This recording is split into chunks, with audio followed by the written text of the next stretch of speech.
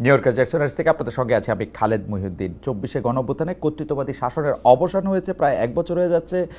গণতন্ত্রের যে নতুন অভিযাত্রা, তাতে আশা জাগে নিয়ে কি দেখছি আমরা, নাকি একজন আরেকজনের বিরুদ্ধে যারা 24-এর সহযোদ্ধা ছিল বলে নিজেদের দাবি করেন, তারা একজন আরেকজনের বিরুদ্ধে আঙ্গুল তুলেই যার যার নিজের কৃতিত্ব জাহির করতে যাচ্ছেন। এসব নিয়ে কথা বলতে আমরা জনকল্যাণমুখী রাজনীতিটা কোথায় আছে, কোথায় হচ্ছে, সেগুলি নিয়ে কথা বলার জন্য এখন আমরা আলোচনার জন্য এখন আমাদের সঙ্গে আছেন সাউথ এশিয়ার প্রধান সম্পাদক সিনিয়র সাংবাদিক জনাব মাসকাওয়াত হাসান।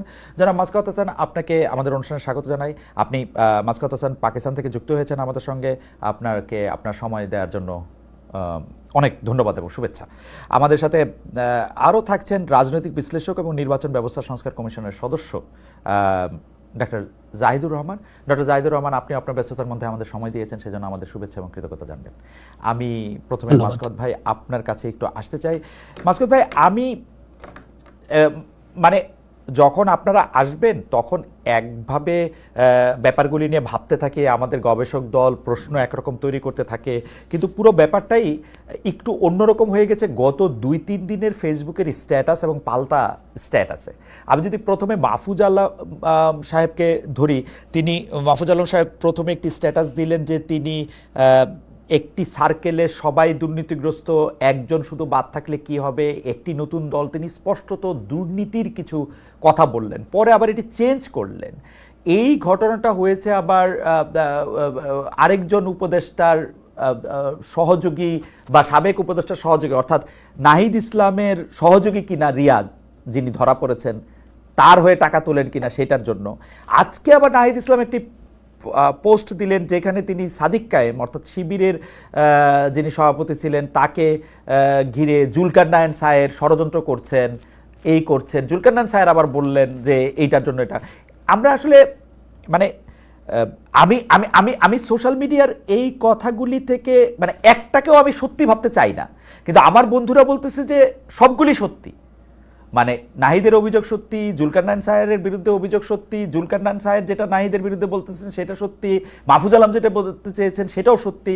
আপনি কি মনে করছেন মাসকাওয়াত ভাই? আপনি যদি আমাদের একটু বলেন। আমি কিন্তু আপনাকে দেখতে পাই, আপনি সীমান্তের শেষ ফাঁড়ির মতো আপনি তাদেরকে একেবারে নিরঙ্কুশ এবং কোনো রকম ছাড়া সমর্থন দিয়েই যাচ্ছেন, বলেই যাচ্ছেন, এবং অন্যদেরকে আপনার তীক্ষ্ণ লেখনী দিয়ে সমালোচনা করেই যাচ্ছেন। মানে আপনার চোখে যে তারা এখনো অনেক একই রকম আছে, ভালো আছে, বা সে থাকতে পারলো, আপনি আমাকেও একটু শিখিয়ে দেন, কারণ আমিও ওদেরকে ভালোই দেখতে চাই। মানে এটা আপনি একটু আমাকে একটু যদি শেখান। আমি একই প্রশ্ন নিয়ে ডক্টর জাহেদকেও বলতে চাই। ডক্টর জাহেদের সঙ্গে আমার আসলে অনেক আলাপ হয়েছে। আমি একটু লম্বা ভূমিকা দিচ্ছি কারণ আমার কাছে এই মুহূর্তে মানে এই রিসার্চ টিম যে প্রশ্ন তৈরি করে দিয়েছে আমাকে, এই প্রশ্নগুলি আমার আর করতে ইচ্ছা করতেছে না। মানে এটা হয় না। আপনারা যদি একটু বলেন, কারণ ডক্টর জাহেদের সঙ্গে আমার আলাপ হয়েছে, আমি দেখেছি যে ডক্টর জাহেদ এই যে শেখ হাসিনাকে যেতেই হবে, শেখ হাসিনাকে যে একদিনও রাখা যাবে না, আমি বরং প্রস্তাব করেছিলাম শেখ হাসিনা ছুটিতে চলে যাক, যেহেতু যাইতে চাইতেছে না। এইটা নিয়েও ডক্টর জাহেদ আলাদা অনুষ্ঠান বানাইছেন যে খালেদ মহিউদ্দিনের এই কথা বলার এখতিয়ারই কোত্থেকে আসলো। মানে হি ওয়াজ সো এবং আমি কার টাকা খাচ্ছি, হাসিনাকে রক্ষা করতে চাচ্ছি কিনা, এরকম ইঙ্গিত তিনি দিয়েছেন। হি ওয়াজ দ্যাট সিরিয়াস। কিন্তু এখন ডক্টর জাহেদের মানে হাসিনাকে তো যেতেই হতো, কিন্তু যেই পথে গেছে সেই পথ, এটা নিয়ে একটু আপনাদের কথা আমি একটু শুনতে চাই। আমি প্রথমে জনাব মাসকাওয়াত হোসেন আপনার কাছ থেকে একটু শুনবো, তারপর একটু ডক্টর জাহেদকে শুনি। মাসকাওয়াত ভাই, সরি আমি একটু ডিটেইলড, একটু বড় কথা বলে ফেললাম। ধন্যবাদ খালেদ। আমার জন্য আজকে এই অনুষ্ঠানটা খুব একটু উপভোগ্য, কেননা আমি সেই শেখ হাসিনার সময়ের যে আশাভঙ্গের দিনগুলো, যে বিষাদের সময়গুলো, যখন কোথাও আলো খুঁজে পেতাম না, তখন অন্তত ওই ডয়চে ভেলেতে খালেদের অনুষ্ঠানে ফ্যাসিজমের বিরুদ্ধে কিছু প্রশ্ন তোলার উদ্যোগ দেখতাম, এবং জাহেদের যে ইউটিউবে আলোচনা, সেখানে এমনকি উনি যে টকশোগুলোতে যেতেন, সেখানেও এই ফ্যাসিজমকে চ্যালেঞ্জ করার উদ্যোগগুলো ছিল, যে কারণে আমার সামনে এই দুজন মানুষ একটু আশার আলো জ্বালতেন খুব অন্ধকারের মধ্যে। সে কারণে খুব ভালো লাগছে। এখন আমরা সবাই তো আসলে মোটামুটি একটু পড়াশোনা করেছি আমরা। ধরুন কথায় কথায় রুশ বিপ্লব, ফরাসি বিপ্লবের কথা বলতে পছন্দ করি। আমরা বিশ্বের নানা জায়গার অভ্যুত্থানেরও অভিজ্ঞতা আমাদের আছে। সুতরাং বাংলাদেশ যেরকম একটা জায়গায় ছিল সেখান থেকে ধরুন ৩৬ দিনের একটা আহ, ছাত্র জনতার আন্দোলনের মধ্যে দিয়ে হয়তো ফ্যাসিজমকে তাড়ানো যাবে, কিন্তু তার প্রেক্ষিতে ৫ আগস্ট সন্ধ্যা থেকে একটা দোজক বেহেশতে পরিণত হবে এরকম কল্পনা বা ইউটোপিয়া তো থাকার কথা না। আমাদের কারোরই সেরকম কোনো প্রত্যাশা ছিল না, কিন্তু আমার কাছে কেন জানি ৫ আগস্ট সন্ধ্যা থেকেই মনে হয়েছে যে ধরুন যে মানুষেরা কিন্তু মোটামুটি ভাবে ১৫ বছরের স্ট্যাটাস কোর সঙ্গে একটা সম্পর্ক, মানে সুন্দর সম্পর্ক ছিল তাদের, মানে তাদের ভালোই লাগতে শুরু করেছিল। হ্যাঁ, তারা মন্দের ভালো মনে করতো আওয়ামী লীগকে, সে কারণে কোথাও একটু অসুবিধা হলে একটা উন্মত্ত ষাঁড়ের সামনে বলতো যে এই গরু যা না, মানে খুব মৃদু করে শান্তিনিকেতনী ভঙ্গিতে বলতো। তাদের আমি ৫ আগস্ট সন্ধ্যা থেকে যেরকম প্রতিবাদী কণ্ঠস্বর শুনতে পেলাম, আমার কাছে মনে হয়েছে যে ডেমোক্রেসির ইন্ডেক্সে আমরা আসলে ওই সন্ধ্যাতেই গণতন্ত্রের একটা সূচক ছুঁতে পেরেছি, যে এই যে মানুষগুলো যারা একেবারেই প্রতিবাদের ধারে কাছে ছিলেন না তারা প্রতিবাদী হতে পারছেন, তাহলে নিশ্চয়ই দেশের পরিবেশের কিছুটা পরিবর্তন হয়েছে। আর এখন এই ক্রেডিট গোজ টু হুম, এইটা নিয়ে বাংলাদেশে একটা সমস্যা আমাদের সব সময়ই রয়েছে। আপনি মুক্তিযুদ্ধের পরে দেখবেন যে এখানে কার কতটা অবদান তা নিয়ে নানান রকম জটিলতা তৈরি হয়েছে, আর এর ডিটেলে যাব না, আমরা জানি। সুতরাং এই যে জুলাই বিপ্লব বলি আমি, এটাকে যদিও আপনারা অভ্যুত্থান বলেন এবং কেউ কেউ আন্দোলন বলে, প্রায় তো এটার পরে ক্রেডিট গোজ টু হুম নিয়ে আমি বেশ কিছুটা অস্থিরতা দেখেছি। আমার কাছে না একটা জিনিস যেটা মনে হয়েছে যে এই যে কিশোররা যারা তাদের জীবন দিতে দাঁড়িয়ে গেল, আপনি গুলি করলে একজন মারা যাচ্ছে, বাকি ৯ জন দাঁড়িয়ে থাকছে, এই ছেলে মেয়েগুলো ছিল কি, এরা ছিল ফুটবল মাঠের খেলোয়াড়। আর গ্যালারিতে যারা ছিলেন তারা হঠাৎ ৬ আগস্ট সকাল থেকে এসে ইতিহাস রচনা করতে শুরু করলেন, এবং সেখানে কার কতটুকু স্টেক ছিল সেটা কাঁটা চামচ দিয়ে কেটে কেটে নিতে শুরু করলেন। এই জিনিসটা না আমার কাছে শৈশব থেকে আপত্তিজনক মানে লাগে। এর আমি মধ্যে কি ছোটবেলায় ফুটবল, আমার অবশ্যই একটা প্রশ্ন আছে, এর মধ্যে কি ডক্টর ইউনূস এবং তার উপদেষ্টারা ইনক্লুডেড? ডক্টর ইউনূসকে যেহেতু এই তরুণ তরুণীরাই পছন্দ করে এনেছেন এবং উপদেষ্টারা যেহেতু বিভিন্ন আলাপ আলোচনার মাঝ দিয়ে এসেছেন, তাদেরকে আমি সরাসরি এর মধ্যে ফেলতে চাই না, কিন্তু দৃশ্যত তো সেটাই মনে হয় যে তরুণদের একটা বিপ্লব হয়ে গেল, তারপরে ঠিক আছে বাবারা তোমরা এখন ক্লাসরুমে চলে যাও, আমরা আবার দেশটাকে দেখে নিচ্ছি, এরকম একটা ব্যাপার। কিন্তু মাসকুদ ভাই, আপনি আমাকে ওই জায়গাটা একটু ধরায় দেন। আপনি তরুণদের বিপ্লব বা তরুণদের বিদ্রোহী হওয়ার অংশে আপনি ঠিকই বলছেন, মানে ওদের বিদ্রোহ, মানে আমরা এখানে যে তিনজন আছি, আমি গালিও খাই প্রতিদিন যে আপনারা তিনজন তো একই পক্ষের লোক। তো আমি আসলে একই পক্ষের লোক নিয়েই করি, আরেক পক্ষের লোক তো এখন পাওয়া মুশকিল, কারণ আমরা তো পুরো বাংলাদেশ একই পক্ষে ছিলাম। কিন্তু ওই তরুণরা যে বিপ্লবটা করলো, বিপ্লবটা আসলে কি জন্য করছিল? বিপ্লবটা কি করছিল হাসিনা যে ১৬ বছর ধরে দুঃশাসন চালাইলো, যেটার মধ্যে ওরা এসে এখন আমারে জিজ্ঞেস করে আপনি ১৬ বছর কই ছিলেন, এই ১৬ বছর কই ছিলেন, মানে আমরা কথা কইতে কইতে মুখ দিয়ে তখন ওরা একটাও আসে নাই। এবং হাসিনা যদি ভুল না কইরা ওই যে ওই কোর্টের ওই রিটটা অ্যাকসেপ্টেড না হইতো, চাকরি লইয়া ওগো একটা জিনিস না হয়তো, ওরা তো এইবারও আসতো না। তো এদেরকে আমার তরুণ বন্ধুরা আমাকে দেখে ভুল বুঝবেন না, এরা শেষ পর্যন্ত দাঁড়ায় ছিল, এদেরকে স্কলারশিপের মোহ দেখানো হয়েছে, টাকা দেখানো হয়েছে, এরা যায় নাই, কিন্তু এরা কি ট্রিগার করলো একটা চাকরি নিয়ে? এই ১৭ বছর ধরে আর কিচ্ছু হয় নাই। এই এই এই ১৬ বছরে অন্যায়ের পর অন্যায় হয়ে গেছে, আমরা চিল্লাইতে চিল্লাইতে গলা ভাঙ্গা ফেলছি। ওই সময় ওরা আসলো না কেন? এরাও এখন বিএনপি রে বলে, জামাত রে বলে, জাহেদ রে বলে, মাসকাওয়াত রে বলে, ওরা কই ছিল? ওদের সোনালী সময়টা ওরা কাদের দিল? ব্যাপারটা হচ্ছে যে যে দেশে ধরেন এইচটি ইমামের মতন একজন বয়স্ক মানুষ উনি ছাত্রলীগের মিটিং এ গিয়ে বলেন যে তোমরা রিটেন পর্যন্ত দাও, ভাইভাটা আমরা দেখে নিব। এবং যেটা হয়েছে যে 2009 থেকে 2023 পর্যন্ত যা রিক্রুটমেন্ট হয়েছে সেখানে তারা আবার খানিকটা ফেডারেশন নিটসের মতো চিন্তা করতেন যে তাদের বিশুদ্ধ আওয়ামী রক্ত দেখে নিতে হবে। কত আপত্তিজনক একটা চিন্তা। তো সেই জায়গায় ধরুন আমাদের দেশের যে ছেলেমেয়েরা যাদের সাধারণ পরিবার থেকে আসে, যাদের সেরকম অ্যাফ্লুয়েন্স নেই, তাদেরকে তো একটা কিছু করে খেতে হবে। এবং সেইখানে আপনি জানেন যে বাংলাদেশের প্রাইভেট সেক্টর কতটুকুই বা বিকশিত হয়েছে, সেগুলো এখনো মুদি দোকানের মতন করেই চলে, যে মানে আপনি হায়ার অ্যান্ড ফায়ারের কোনো নিশ্চয়তা নাই। অন্যদিকে সরকারি চাকরি একটা চাকরি যেটা পেলে যেটার মধ্যে শেখ হাসিনারে 10 বার সালাম দেওয়া যায়, শেখ হাসিনারে 10 বার সালাম দেওয়া যায়। মাসকুদ ভাই, আমাদের দর্শকদের তো এগুলি জানা উচিত। এই সরকারি চাকরিটা আপনি করছেন, যখন মনে হয়েছে আর করতে পারবেন না, করবেন না, করেন নাই। আমি কিছুদিন করছি নালায়েক, জাহেদ ওইটার মধ্যে যাই নাই, এখন গিয়ে অগরে চাকরি দেয়, পরীক্ষা দেয়। সরকারের হইলো আমলা শাসন সব খারাপ, শুধু সরকারি চাকরিটা ভালো। এইটা হলো একজনের আন্ডারস্ট্যান্ডিং। যেই চাকরির মধ্যে গিয়ে আপনার 10 বার ওই ওই ওই প্রধানমন্ত্রীর স্লোগান দিতে হয়, ওই প্রধানমন্ত্রীর জন্য বই লিখতে হয়, ওটা ভালো। ওইটা হয়ে গেল বিকল্প। সে এস্টিমাম কইছে তো যে ছাত্রলীগ থেকে চাকরি দিব, স্বর্ণখনি তো না, ছাত্রলীগের জন্যই তো ওই চাকরি ঠিক আছে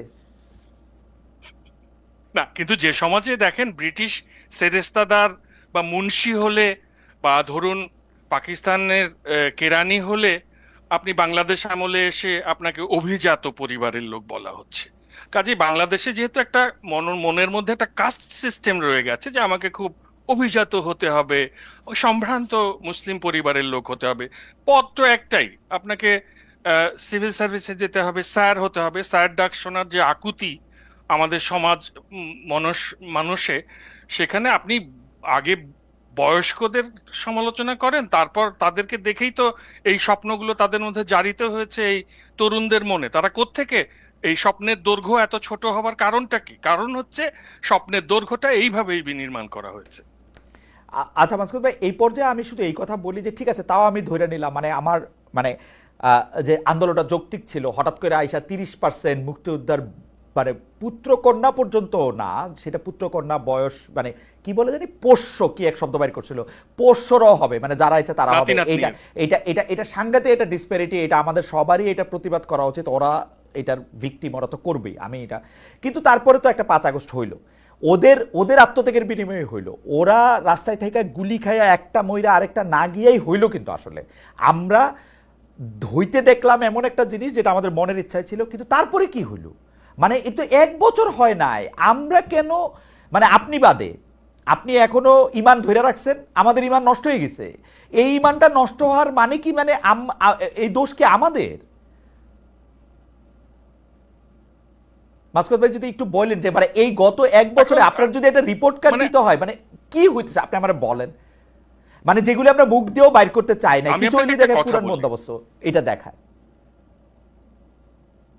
2006 সাল পর্যন্ত ধরেন চাঁদাবাজিটাও যে লেভেলে ছিল, সেখানে একজন রাজনৈতিক কর্মী সারা জীবন চাঁদাবাজি করে এই 2-3 কোটি টাকা হলেই বাস যথেষ্ট। কিন্তু শেখ হাসিনার সময় এসে আপনার পিয়নের 400 কোটি টাকা, তারপরে আপনার নিজের মুখে সংবাদ সম্মেলনে বলে দিয়েছে, সভাপতির 1000 কোটি টাকা। না বাসকাত ভাই, আমার 400 কোটি টাকাতে প্রবলেম নাই, এটা যে একটা গর্বের বিষয়, এটা যে একটা সংবাদ সম্মেলনে বলা যায়, এবং আমরা সাংবাদিকরা বৈশা বৈশা যে এটা আবার শুনলাম, মানে এইটা না একটা ডিস্টোপিয়ান ওয়ার্ল্ড, মানে এটা আসলে একটা স্বাভাবিক দুনিয়া ছিল না আসলে। ওটা নিজের মুখে এটা বলছে যে আমার পিওনেরই 400।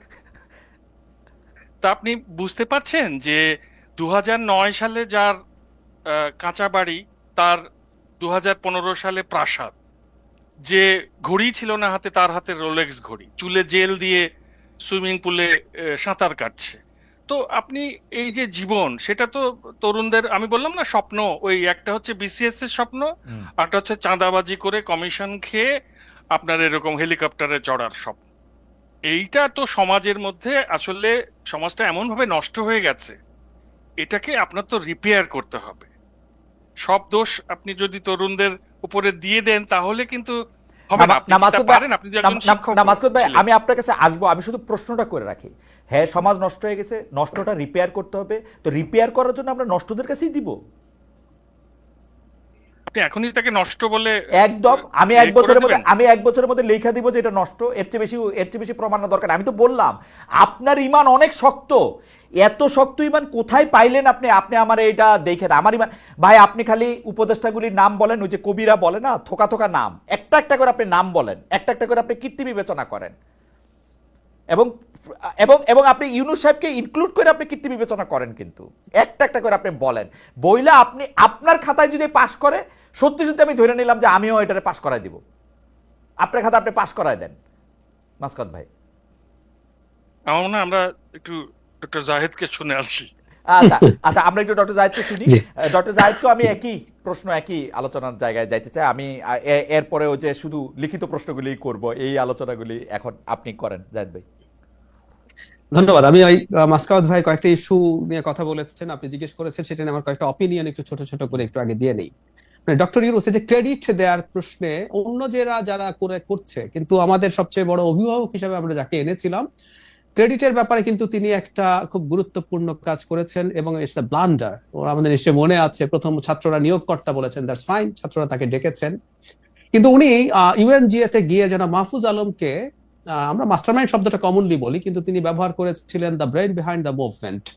তার মানে উনি দুটো কাজ করলেন। একটা, মুভমেন্টের পেছনে যদি ব্রেইন থাকে একজন, তার মানে ইট ওয়াজ আ প্ল্যান মুভমেন্ট। এই প্ল্যান মুভমেন্ট, এটাও একটা খুবই ভয়ঙ্কর ইন্টারপ্রিটেশন। আমাদের এই দেশ সম্পর্কে ডক্টর ইউনূসের আসলে খুব ধারণা নেই, আই এম সরি এভাবে বলার জন্য। শেষ মুহূর্তে ওনাকে যদি শেখ হাসিনা খুবই হয়রানি না করতেন, উনি গ্লোবাল পার্সোনালিটি, উনি সারা দেশ বিদেশ ঘুরে বেরিয়েছেন, বিভিন্ন গুরুত্বপূর্ণ জায়গায় গেছেন, কিন্তু ওনার উচিত ছিল এই খবরগুলো নেয়া।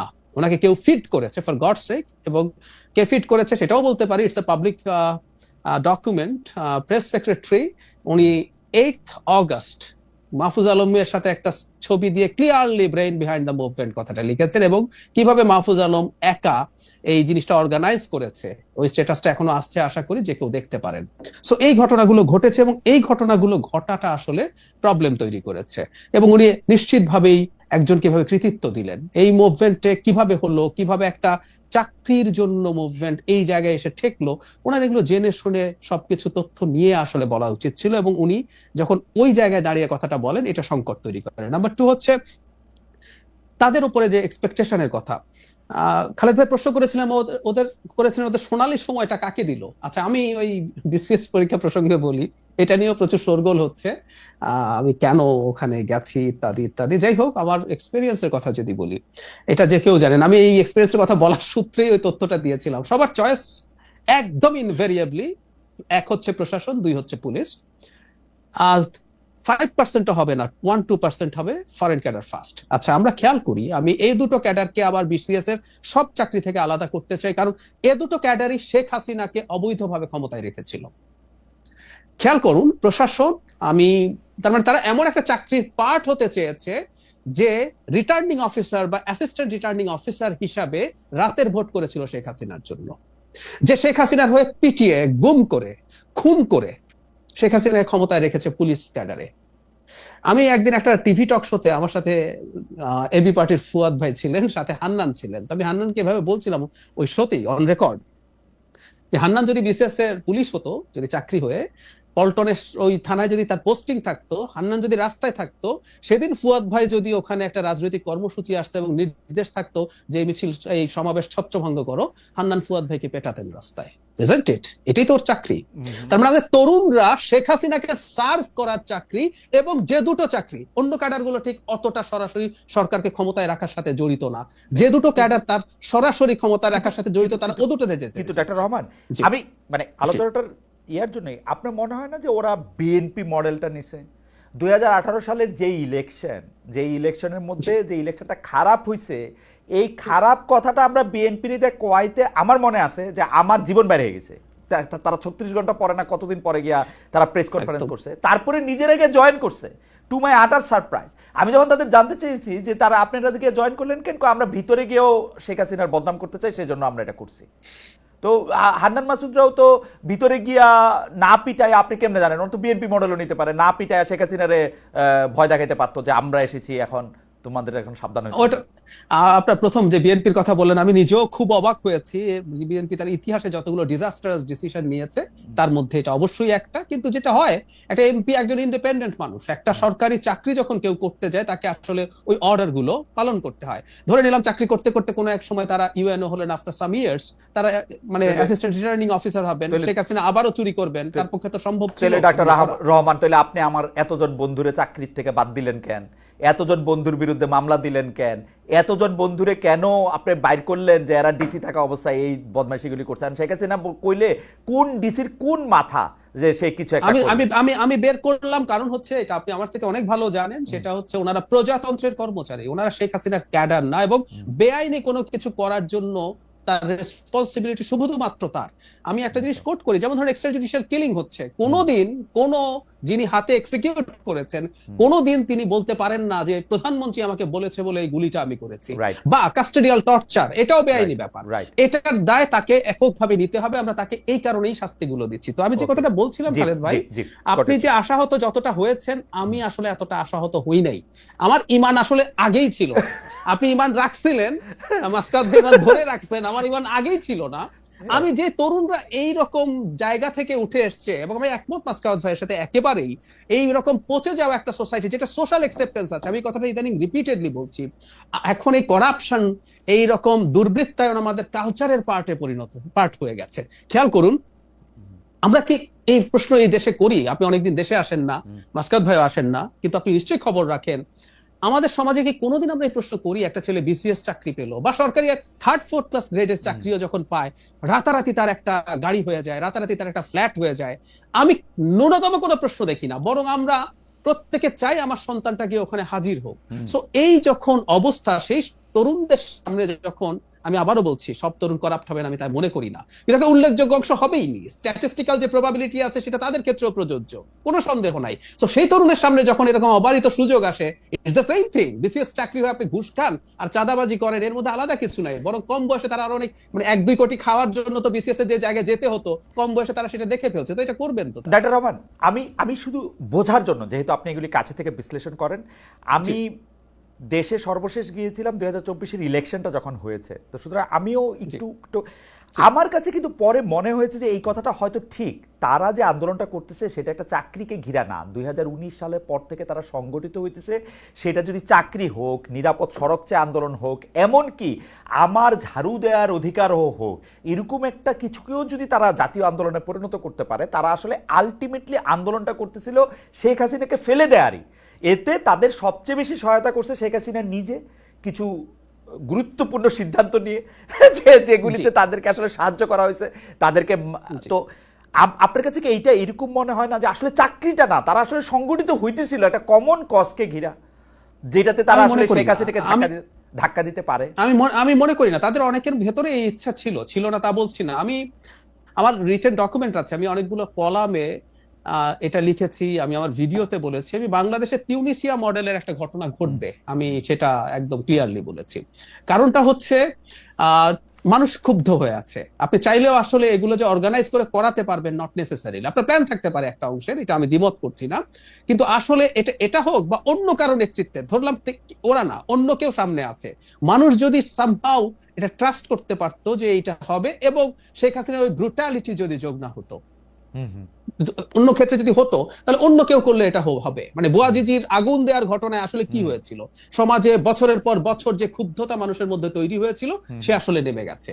ঠিক এই ঘটনা ঘটেছে। সুতরাং এটা তাদের কারো চিন্তা থাকতে পারে, কিন্তু তারা পরিকল্পনা করে এমন একটা কিছু ঘটাতে পারবে, কারণ এর মধ্যে শেখ হাসিনার অনেকগুলো কাজ, শুধুমাত্র তার একটা উক্তি না। যেমন ধরুন, আমি প্রায় বলি 16 তারিখ যদি সাইদ মারা না যেত এবং সেটা যদি ভিডিও না থাকতো, আমি এটা একটু যোগ করতে চাই। ধরুন আমরা একটা বর্ণনা পড়লাম যে একজন নিরস্ত্র তরুণকে পুলিশ গুলি করে হত্যা করেছে, তার দুহাত প্রসারিত ছিল, কিছু আসতো যেত না আমাদের কাছে, হয়তো আর বাকি 5টার মৃত্যু হতো। 5টা মৃত্যু বিরাট সংখ্যা, কিন্তু সাইদের ভিডিওটা আমরা যখন দেখলাম, একটা ফাঁকা জায়গায় দাঁড়িয়ে একজন তরুণ এই করছে, পৃথিবীর নড়ে গেছে। আমি ভারতের মিডিয়াকে দেখছি, তখনও ভারতের মিডিয়া অবাক হচ্ছে যে কিভাবে এই ঘটনা বাংলাদেশে ঘটতে পারে। সো এই ঘটনাগুলো সব যুক্ত হয়েছে, সেজন্য কোনো পরিকল্পনা করে আসলে এটা হওয়া সম্ভব ছিল না, কারো কারো চিন্তা হয়তো ছিল। কিন্তু ওই যে বললাম যে আমাদের মধ্যে বছরের পর বছর যেহেতু ক্ষুব্ধতা তৈরি হয়েছিল, বারুদ তৈরি হচ্ছিল, একটা ট্রিগারিং কোনো না কোনো পয়েন্টে। আপনি কিছুদিন আগে আমাকে একটা শোতে, ভয়েস অফ আমেরিকাতে আমার একটা ইন্টারভিউ 1 জানুয়ারি কোট করেছিলেন যে 1 বছরের বেশি টিকবে না, এরকম একটা মন্তব্য। আমি সেটা বলেছিলাম মূলত এই কারণে, এবং একটু যোগ করি, 2018 সালে নিরাপদ সড়ক আন্দোলনের সময় এই ধরনের একটা প্রবাবিলিটি তৈরি হয়েছিল মানুষ নামার, কিন্তু মানুষ নামে নাই। আমার ইন্টারপ্রিটেশন হচ্ছে ওই সময় অর্থনীতি তুলনামূলকভাবে ভালো ছিল, অথচ তখন কিন্তু পেটানো হয়েছিল স্কুলের বাচ্চাদের। তারপরেও কিন্তু আমরা মাঠে নামি নাই ওইভাবে। কিন্তু পরবর্তীতে 24-এ এসে আমাদের সব সমস্যা তো থাকলোই, কিন্তু ফাইনালি যেটা হয়, ইকোনমিক ক্রাইসিস। একটা মা যখন তার বাচ্চার ডিম অর্ধেক করে ফেলে একটার জায়গায়, একটা মানুষ যখন মাছের কাঁটা কিনে খায়, একটা মানুষ 3 ঘন্টা দাঁড়ানোর পর যখন টিসিবি ট্রাকের পণ্য 2 ঘন্টার পর দেয়া জানে শেষ হয়ে গেছে, এই ক্ষুব্ধতাগুলো যুক্ত হতে থাকে। সো 24-এর এইটা কোনো না কোনো একটা পয়েন্টে, কোনো না কোনো একটা ইস্যু দিয়ে বেরোতো। এখন এটা পরিকল্পনা করে কেউ ঘটাতে পারবে না, এটা ঘটতো, এটা ঘটে গেছে, এবং তারা সামনে ছিলেন, আমরা তাদেরকে ধন্যবাদ। আজকে আপনার কাছে এটা নতুন কথা শুনলাম, ইমানের প্রসঙ্গে। ইমানটা ভালো হয়েছে এই এই এই যেটা, কারণ হচ্ছে আপনি বলছিলেন যে আপনি ইমানই রাখেন নাই। এই কথা কি ঠিক? এই কথা তো মনে হয় আপনি এখন আমার থেকেও অন্য আরেকটু নেতিবাচক জায়গা থেকে কি বলতেছেন, কারণ আপনি তো মানে কোনো আশা এদের জন্য রাখেন না, এটা আমার মনে হয় নাই। মানে প্রথম 2-3 মাস তো অবশ্যই মনে হয় নাই। মানে আমি যদি বলি 2024 আমি হ্যাঁ একদম, আমি প্রথম থেকে কি করেছি একটু বলি। মানে আমি পার্সোনাল লেভেলে অনেক কথা বলতাম। আমি চেয়েছি একটা সরকার তৈরি হয়েছে, তরুণরা আসুক। মানে আমার কোনো একটা ভিডিওতে বলা আছে এরকম যে আমি খুব চাই, বা একটা কলাম আছে, এনসিপি যেদিন প্রথম তৈরি হয়েছে সেদিন আমি লিখেছি বা বলেছিও, একটা বিশ্লেষক হিসেবে যদি দেখি এই দলটার কোনো ভবিষ্যৎ আমি দেখি না, আমি বলেছি। কিন্তু আমার ভেতরে চাওয়া হচ্ছে এনসিপি অসাধারণ দল হিসাবে গড়ে উঠুক। কারণ বাংলাদেশে, আমি যেহেতু একজন সেন্ট্রিস্ট মানুষ, বা আমি আমাকে সোশ্যাল ডেমোক্রেট হিসাবে পরিচয় দিতে পছন্দ করি, বাংলাদেশে বিএনপির বিকল্প হিসাবে একটা ইসলামিস্ট ফোর্স প্রধান শক্তিতে পরিণত হোক। কিন্তু ডক্টর রহমান, এইখানে আমার একটা অবজারভেশন আছে আপনার নিয়ে।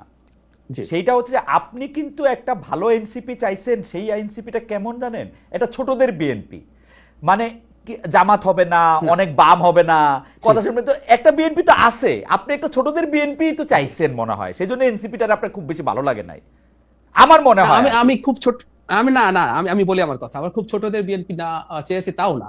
এখন এখানে আমার পলিটিক্যাল আইডিওলজির কথা বলি, ইন্টারেস্টিং ডিবেট এটা। 5th অগস্টের পরে একটা জিনিস হচ্ছিল যেটা নিয়ে আমি সমানে অ্যালার্মিং দিয়ে গেছি, সেটা হলো আমরা ইডিওলজিক্যাল ডিবেটে অনেক ঢুকে গেছি।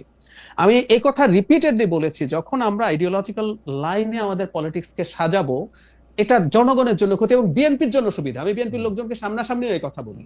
তখন হয় কি, আমাদের ওয়েলফেয়ারের আলোচনা কমে যায়, আমরা জনগণের জন্য কি করব, আমাদের গভর্নেন্সের আলোচনা চলে যাবে। বিএনপির বিশ্বাস করেন আগামী নির্বাচনে যদি একটা রাইটিস্ট ফোর্স দাঁড়ায় তার সাথে কম্বাইন্ডলি, তখন দেখা যাবে আসলে বিএনপি জাস্ট ওই পয়েন্টেই একটা বিরাট অংশের ভোট পেয়ে যাবে। যদি রাইটিস্ট আসছে তাকে ঠেকাও। পরবর্তী নির্বাচনেও যদি বিএনপি গুড গভর্নেন্স না দেয়, করাপশন করে, ভালো নির্বাচনের কথাই বলছি, মানুষ মনে করবে বিএনপিকে ভোট দাও। আমার মনে হয়েছিল এই ইডিওলজিক্যাল ডিবেট গুলো সরিয়ে রেখে, যেমন মধ্যপন্থা, সেন্ট্রিস্ট পলিটিক্স তো একটা স্পেকট্রাম, কেউ যদি সেন্টার লেফট হয়, কেউ সেন্টার রাইট হোক, বা কেউ লিবারেল হোক, সেটাও একটা স্পেকট্রাম। সবাইকে আবার হুবহু একই হইতে হবে তা তো না। না, কিন্তু ডক্টর জাহেদ, এটা একটা ইন্টারেস্টিং, মানে আপনি আপনার একটু খেয়াল করেন, আজকে না হইলো 5 বছর পরে খেয়ালটা কিরকম।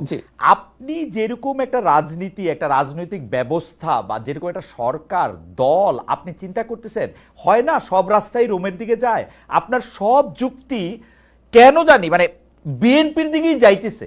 মানে বিএনপি যেরকম, মানে এইটা, এই যে মাসকাত ভাই হাসতেছেন, হাইসা জাহেদ ওইটা হাসছে, কিন্তু কিন্তু আপনি খেয়াল করে দেখেন, আপনি ডক্টর জাহেদ রহমান আর জনাব তারেক রহমান, হওয়ার কথা ছিল না, এটা হওয়ার কথা ছিল যে ডক্টর জাহেদ রহমান যে চাপটা আসলে সরকারের উপরে রাখতেছেন, আমি সক্রেটিসের কথা ধার করে কইতে চাই যে সে ডাস পোকার মতো, বা সক্রেটিসের কথা বলে অন্য তার ছাত্ররা যে কথা বলছে সেইটা না হইয়া বরং এটা যেন বিএনপিরই একটা বিনির্মাণ করতেছে, এটা আমার মনে হয়, এবং অনেকের মনে হয়। অনেকের আরো কি মনে হয় জানেন ডক্টর জাহেদ? অনেকের মনে হয়, আরো মনে হয় হচ্ছে ডক্টর জাহেদ, আপনি যে এখন বিসিএস ভাইবা নিতেছেন, আপনিও কোনো না কোনো ভাবে একটা লোক যথেষ্ট পরিমাণে বিএনপি কিনা, মানে সেটা কিন্তু বিএনপি না, আপনার মনে কিছু না, না, এটা আপনার করবে মনে না। কিছু আপনার মনে কিছু প্যারামিটার আছে। সেই প্যারামিটারটা হচ্ছে যে আপনি কি যথেষ্ট পরিমাণ ডানপন্থী, আপনি কি মৌলবাদী, আপনি কি যথেষ্ট পরিমাণ বামপন্থী, আপনি কি আওয়ামী লীগের প্রতি সফট, এগুলি বাদ দিয়া এটা ভালো, মানে এটা হিজবুত তাহরির না, হিজবুত তাহরির না, মানে হিলফুল ফজলে চড়া ভালো ছাত্রের একটা বিএনপির খোঁজে আপনি আছেন কিনা ডক্টর জাহেদ, এটা আপনি একটু আমার একটু এক দুই কথা আচ্ছা, যদি আমি বলেন, আমার আমি একটু আমার মাসকাত ভাইয়ের কাছে যাই। না, হ্যাঁ হ্যাঁ বলবো নিশ্চয়ই। আমি একদম প্রকাশ্যে একটা কথা বলেছি, এটা নিয়েও প্রচুর ডিবেট হয়েছে। সেটা হচ্ছে, আমি এরকম একটা কথা বলেছিলাম যে এই মুহূর্তে, বাক্যটা আগে বলি, অনেক পত্রিকা এটার ফটো কাট করে ছেড়ে দিয়েছে, আমার বিস্তারিত কথাটা সেখানে ছিল না, অনেকে পড়েননি, যে এই মুহূর্তে বিএনপি ছাড়া আমাদের কোনো গতি নাই। আমি এটা আবারও এখানে বললাম। কেন বললাম? আমরা দল করতে হবে নট নেসেসারিলি, কিন্তু আমাদের প্রত্যেকের পলিটিক্যাল ইডিওলজি আছে। আমি আমি রাজনীতিকে কেমন দেখতে চাই, বাংলাদেশের ভবিষ্যৎ কার হাতে থাকুক আমি চাই, সেটা নিয়ে আমার একটা চিন্তার জায়গা আছে। আমি যদি গ্রোসলি এটুকু বলি সহজভাবে বোঝার জন্য, আমি যদি একজন সেন্ট্রিস্ট মানুষ মনে করি, বাংলাদেশে এই মুহূর্তে উল্টো দিকে আরেকটা রাইটিস্ট ফোর্স, আমি একদম এক্সট্রিম রাইটের কথা বলছি না, যে রাইটিস্ট ফোর্স গুলো, এটা নিয়ে আমার ডিবেট আছে, আমি সময় থাকলে বলবো, এটা নিয়ে আলাপটাও করছি, যারা কনস্টিটিউশনাল পলিটিক্স করে। ধরুন আমি নাম বলছি, জামায়াতে ইসলামী, ইসলামী আন্দোলন, যারা কনস্টিটিউশনাল পলিটিক্স করে বলে দাবি করে বলছি, আমি পরের সুযোগ এটা নিয়ে কথা বলবো, যে তারা আবার শরিয়ার কথাও বলে কায়েম করবেন, কোন মানব রচিত আইন থাকবে না বলছেন, সেটা আবার কিভাবে ফিট ইন করে, যে ডিফারেন্ট ডিবেট। কিন্তু এই আইডেন্টিটি পলিটিক্স এর বিরুদ্ধে আমার খুব স্পষ্ট অবস্থান আছে। আমি ভারতের বিজেপির বিরুদ্ধে এত কথা বলেছি, আমার ইউটিউব চ্যানেল কিন্তু ভারতে অফিসিয়ালি বন্ধ করা হয়েছে, right, officially I got a mail. আপনি সো আমার একটা নীতিগত অবস্থানের জায়গা আছে। এমনকি আওয়ামী লীগের বাঙালি জাতীয়তাবাদ, আমি প্রথম আলোতে কলাম লিখেছি Right. যে আমরা বলছি যে বাঙালি জাতীয়তাবাদ দিয়ে আমরা আমাদের বিভেদ ছড়াতে পারবো। আমি বলছি স্টিল এটা একটা আইডেন্টিটি এবং এটা অন্যকে এক্সক্লুড করে।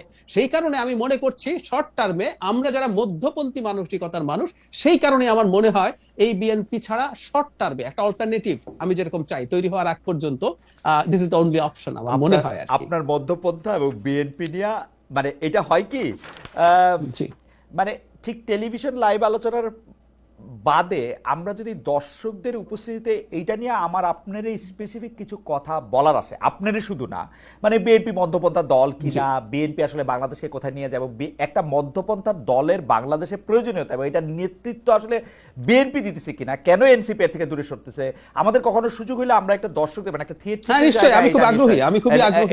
এটা নিয়ে আমার কিছু প্রশ্ন আছে। আমি একটু মাসকাত ভাইয়ের কাছে যেতে চাই। তো মাসকাত ভাইয়ের কাছে যাওয়ার আগে আমি দর্শকদের কাছে একটু জানতে চাইছিলাম একটা প্রশ্ন, সেটা হচ্ছে এরকম যে রাষ্ট্রীয় স্বীকৃতির পক্ষে থাকলেও জুলাই সনদ ও ঘোষণাপত্র সংবিধানে যুক্ত করার বিপক্ষে বিএনপি। প্রিয় দর্শক, আমরা জানতে চেয়েছিলাম যে দলটির অবস্থান সঠিক বলে মনে করেন কিনা। শতকরা 37% মনে করছেন যে দলটির অবস্থান সঠিক, মানে বিএনপির অবস্থান সঠিক, শতকরা 63% মনে করছেন যে সঠিক না। 45,000 দর্শক এখানে ভোট দিয়েছেন। আমি একটু মাসকাত ভাইয়ের কাছে যাই, যে মাসকাত ভাই, আমি এবারের প্রসঙ্গটা আনতে চাই, যে একটা আইডেন্টিটি পলিটিক্সের প্রসঙ্গ আসলে ডক্টর জাহেদ তুললেন। আমাদের কথা হইল আইডেন্টিটি পলিটিক্সটার কথা আপনি বাদ দেন, আমরা যদি খালি আইডেন্টিটির জায়গায় আমরা থাকি, তাহলে আমরা কেন এই যে এনসিপিকে কখনো সাংঘাতিকভাবে আমাদের মনে হইতে থাকে যে একটা দলের পক্ষে, মানে এটা যদি জামাতে ইসলামী হয় বা ইসলামী পন্থী একটা রাজনীতি হয়, সেটার দিকে তারা অনেক বেশি ঝুঁকে আসে। যদি এটা হেফাজতে ইসলামী হয়, তাদের লোক ওখানে গিয়ে আসে, তারা এটা সেটা বলতেছে সবগুলি জায়গায়। আবার কখনো কখনো তাদের দলের আহ্বায়ককে আপনি চিন্তা করে দেখেন, আজকে নাহিদ ইসলামের যখন উনি ফেসবুক স্ট্যাটাসটা দিয়েছেন, তখন বোধহয় খুব সকাল হয় না আমার এখানে, আমি এখন ঠিক মনে করতে পারছি না আমি কখন স্ট্যাটাসটা দেখলাম, আমার মনে হয় আমি খুব সকালেই দেখছি। আমি খুবই চিন্তা করতে থাকলাম যে নাহিদের মতো বিচক্ষণ একজন রাজনীতিবিদ কেন সাদিক কায়ুম সমন্বয়ক নন, কেন শিবিরের ক্রেডিট এখানে ছিল না, এইটা এরকম ওনাকে এত বেশি করে লিখতে হচ্ছে। আপনি কি এই জায়গার আইডেন্টিটিটা আমাদের একটু বুঝাই দিবেন, মানে এনসিপিকে আসলে কি প্রমাণ করতে হইতেছে? এই জিনিস কিন্তু মাহফুজকে দিয়েও আমরা দেখছি, হাসনাত আব্দুল্লাহ সাহেবকে দিয়েও দেখছি, সার্জিস আলম সাহেবকেও দিয়ে দেখছি, মানে আপনি জানেন, মানে আমাদের দর্শকরাও জানেন, আপনি যদি একটু আমাদের বলতেন যে এই আইডেন্টিটিটা কি আসলে এনসিপি বুঝাইতে চাইতেছে দর্শকদের। আমি একটু দর্শকদের আগ্রহের জায়গা বলে রাখি, দর্শকদের মূল আগ্রহ কিন্তু এনসিপির দুর্নীতি, এনসিপির লোকজন, বিশেষ করে আসিফ মাহমুদ, সজীব ভুঁইয়ার বাবা, তারপরে হচ্ছে তারা কত টাকা চাঁদা টাদা নিল, এগুলি নিয়ে। কিন্তু আমি মনে করি যে এই ব্যাপারগুলি আমার জানার আগ্রহ আছে, আমার যারা দর্শক আছে তাদেরও জানার আগ্রহ আছে, এনসিপির আইডেন্টিটিটা আসলে কি, বা তারা আইডেন্টিটিটা প্রমাণ করার জন্য কি কি করতেছে। ব্যাপারটা হচ্ছে যে গত বছর বৈষম্য বিরোধী আন্দোলনের সময় মোটামুটি 16 জুলাই থেকে আমি একটু ফলো করছিলাম ভারতের কয়েকটা মিডিয়াকে। তো সেখানে ওই 16 জুলাই সন্ধ্যা থেকেই দেখা গেল যে ভিনা সিক্রির মতো থিঙ্ক ট্যাঙ্করা তারা বলতে শুরু করলেন যে এটা উগ্রপন্থীদের আন্দোলন, এটা ডানপন্থীদের আন্দোলন, এটা মৌলবাদীদের আন্দোলন, এখানে অনেক জঙ্গি এবং জিহাদি ঢুকে পড়েছে। তো ওই যে একটা ন্যারেটিভ, ওই ন্যারেটিভকে আপনার মোটামুটি ভাবে আমাদের দেশের সোশ্যাল মিডিয়ায় সমর্থন করার লোকেরও অভাব ছিল না, যারা রোদ ঝড় বৃষ্টিতে শেখ হাসিনার সঙ্গে থাকতে চেয়েছেন এবং যারা ওই রকম গোলাগুলির মধ্যে রক্তপাতের মধ্যে ঢাকা বিশ্ববিদ্যালয় ক্যাম্পাসে কৃষ্ণচূড়ার ফুল ফুটতে দেখছিলেন। তো এখন যেটা হয়েছে যে প্রথম আপনি খেয়াল করেছেন যে বিএনপিতে খুবই আধুনিক লোকজন, হ্যাঁ, আমরা ছোটবেলা থেকে দেখছি খুব ক্লিন শেভড স্মার্ট লোকজন, স্মার্ট অ্যাটায়ারের লোকজন, তারা বিএনপি করেন। কিন্তু আপনার আওয়ামী লীগের যে কালচারাল উইংটি রয়েছে তারা বিএনপিকে প্রথম থেকে, আমার তো 90-এর গণঅভ্যুত্থানের পরে যারা ক্ষমতায় এলো, আপনি দেখবেন যে খুব দ্রুততার সঙ্গে তাদেরকে একটি ডানপন্থী দল, একটি ইসলামপন্থী দল, একটি পাকিস্তানপন্থী দল এই গান শুরু করে দিল। এবং এই চোটপাটটা বিএনপির সঙ্গে তাদের চলেছে মোটামুটি ভাবে আপনার কিন্তু এই গত বছর জুলাইয়ের আন্দোলনটা শুরু হবার পর।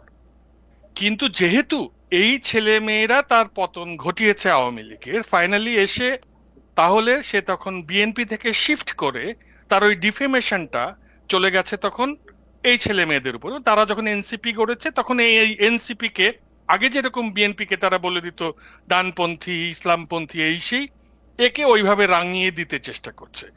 এটা আসলে জাস্ট রং না, করে আপনার দেয়া, কাছে বার্নিশ করে দেয়া। মাসকুদ ভাই, আপনার কাছে মনে হচ্ছে না যে এই রং দেওয়ার ক্ষেত্রে তারা নিজেরা নিজেদেরকে হেল্প করতেছে? তাদের কথাবার্তা মুক্তিযুদ্ধ নিয়ে, তাদের কথাবার্তা চেতনা নিয়ে। আওয়ামী লীগ চেতনা বিক্রি করছে, তো তোর মুক্তিযুদ্ধের সাথে কি? আওয়ামী লীগ একটা খারাপ কাজ করছে, মানে আপনি দেখেন, আপনি যে রঙের কথা কইতেছেন, যেটা আওয়ামী লীগের লোকজন দিতেছে, তারা তো নিজেরা সেই রঙে রঙিন হওয়ার জন্য তারা 3 গুণ ব্যস্ত হয়ে আছে। মানে আপনি খালি তাদের বয়ানগুলি দেখেন, মানে আওয়ামী লীগ লাগে না তো, তারা নিজেরা নিজেদেরকে যে রং দিচ্ছে সেইটারে আপনি খালি দেখেন। আপনি খেয়াল করে দেখেন যে বাংলাদেশে মুক্তিযুদ্ধে 30 লাখ মানুষ মারা গেছেন, 2 থেকে 4 লাখ নারী নির্যাতিত হয়েছেন, 1 লাখ মানুষ শরণার্থী হয়েছে, যাদের মিলিটারি পৌঁছাতে পারে এরকম এলাকা থেকে আরো ভিতরে গ্রামের মধ্যে চলে গেছে মানুষ। সেইভাবে আপনি যদি দেখেন, আপনি দেখবেন যে বাংলাদেশের প্রতিটি পরিবারেই মুক্তিযুদ্ধের স্মৃতি রয়েছে। কিন্তু সেইখানে দেখা গেল যে আওয়ামী লীগ মুক্তিযুদ্ধের যারা সম্মুখ সমরে ছিল সেরকম নেতারা আপনি দেখবেন পরবর্তীতে বিএনপিতে বেশি পাবেন। অবশ্যই একটুখানি রাইট, এটা আমি বিশ্রামে বিধ্বস্ত এটা ফ্যাক্ট, লোকজন, এটা ফ্যাক্ট, লোকেরা দেখবেন যে আওয়ামী লীগে আছে। কিন্তু কি মুক্তিযুদ্ধের চেতনাটাকে তারা খুব আপন এবং গভীর করে নিল এবং এটার একটা মালিকানা তারা নিয়ে নিল। কারণ হচ্ছে এটা মালিকানা আর কেউ নিল না। যে মালিকানা কে নেয়নি? আপনি বলেন তো, শৈশব থেকে কবে আপনার স্কুলে 26শে মার্চ পালিত হয়নি? আপনি বলেন তো 21শে ফেব্রুয়ারি পালিত হয়নি? এইটার মালিকানা নিলে না মাসকাত ভাই, এটা নিয়ে আমরা লম্বা তর্ক করতে পারি, কিন্তু এটা মালিকানা নিলে তো বিএনপির পক্ষে অনেক কিছু করা সম্ভব, কিন্তু জামায়াতে ইসলামের শীর্ষ 2 জনের জাতীয় পতাকা দিয়ে রাস্তায় নামায় দেওয়া সম্ভব না। জামাতে ইসলামী হচ্ছে ম্যাঙ্গানিজ ডাইঅক্সাইড। তাকে 1986-র নির্বাচনে দেখবেন যে আওয়ামী লীগের সঙ্গে একটা বন্ধুত্বে ছিল এরশাদের কাছে সারেন্ডার করার সময়। 90-এর গণঅভ্যুত্থানে দেখবেন আপনি ডান থেকে শুরু করে বিএনপি, আওয়ামী লীগ সবার সঙ্গে ছিল। খালেদা জিয়ার বিরুদ্ধে কেয়ারটেকার ইলেকশন গভর্নমেন্টের দাবিতে তখন বিএনপি আবার কি বলে জামাত স্ট্র্যাটেজিক পার্টনার। কিন্তু আমার মনে হয় আমি আপনাদের আসলে একটু ডিস্টার্বই করলাম। আপনি একটু না আমি ওই জায়গাটাতে একটু শেষ না করলে হয় না। আপনি শেষ করেন, কথাটা হ্যাঁ শেষটা করেন। আমি একটু আপনাকে বলে রাখি, আমার প্রশ্নটা হচ্ছে যে এনসিপি কে বারবার যে নিজেদের আইডেন্টিটি পরিষ্কার করতে হচ্ছে, এবং আমি ডক্টর জায়েদকে বললাম বটে, এনসিপিও কিন্তু মনে মনে একটা বিএনপি হইতে চায়, এবং এনসিপি নিজে কি চায় এটা একদমই পরিষ্কার করে নাই। যখন যেটা জনপ্রিয় সেটারই সামনে রাখতে চায়। এই ক্ষেত্রে বিএনপিটাই তাদের জন্য ভালো, মানে ভালো একটা সামনের জায়গা বলে আমার কাছে মনে হয়েছে। মধ্যপন্থী এটা আপনি এখন যদি একটু বলেন এনসিপি আসলে কি চায়, এনসিপির পরিচয়টা আমরা এখন পর্যন্ত কি বুঝতে পারছি?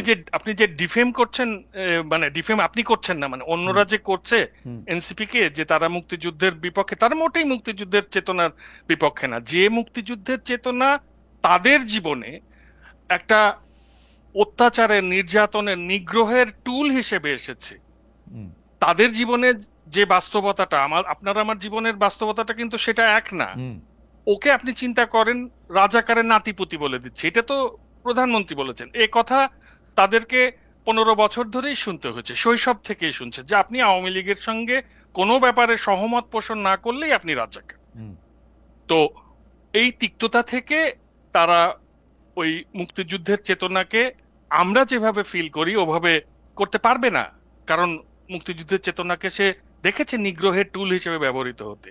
কাজেই ওইভাবে তাদেরকে জাজ করে ফেলা, এটা আমার মনে হয় যে আমাদের সময় দিতে হবে। আমি একটা ছোট করে জিজ্ঞেস করি, মুক্তিযুদ্ধের সর্বাধিনায়কের যিনি সহযোগী ছিলেন, মানে মানে মানে এয়ার কমোডোর, আমার হইলো বয়স হইছে যে উনাকেও তো একে খন্দকার, এয়ার কমোডোর একে খন্দকারকেও তো আওয়ামী লীগ বাতিল করে দিয়েছিল যে একটা লাইন লেখার জন্য, একটা বই লেখার জন্য।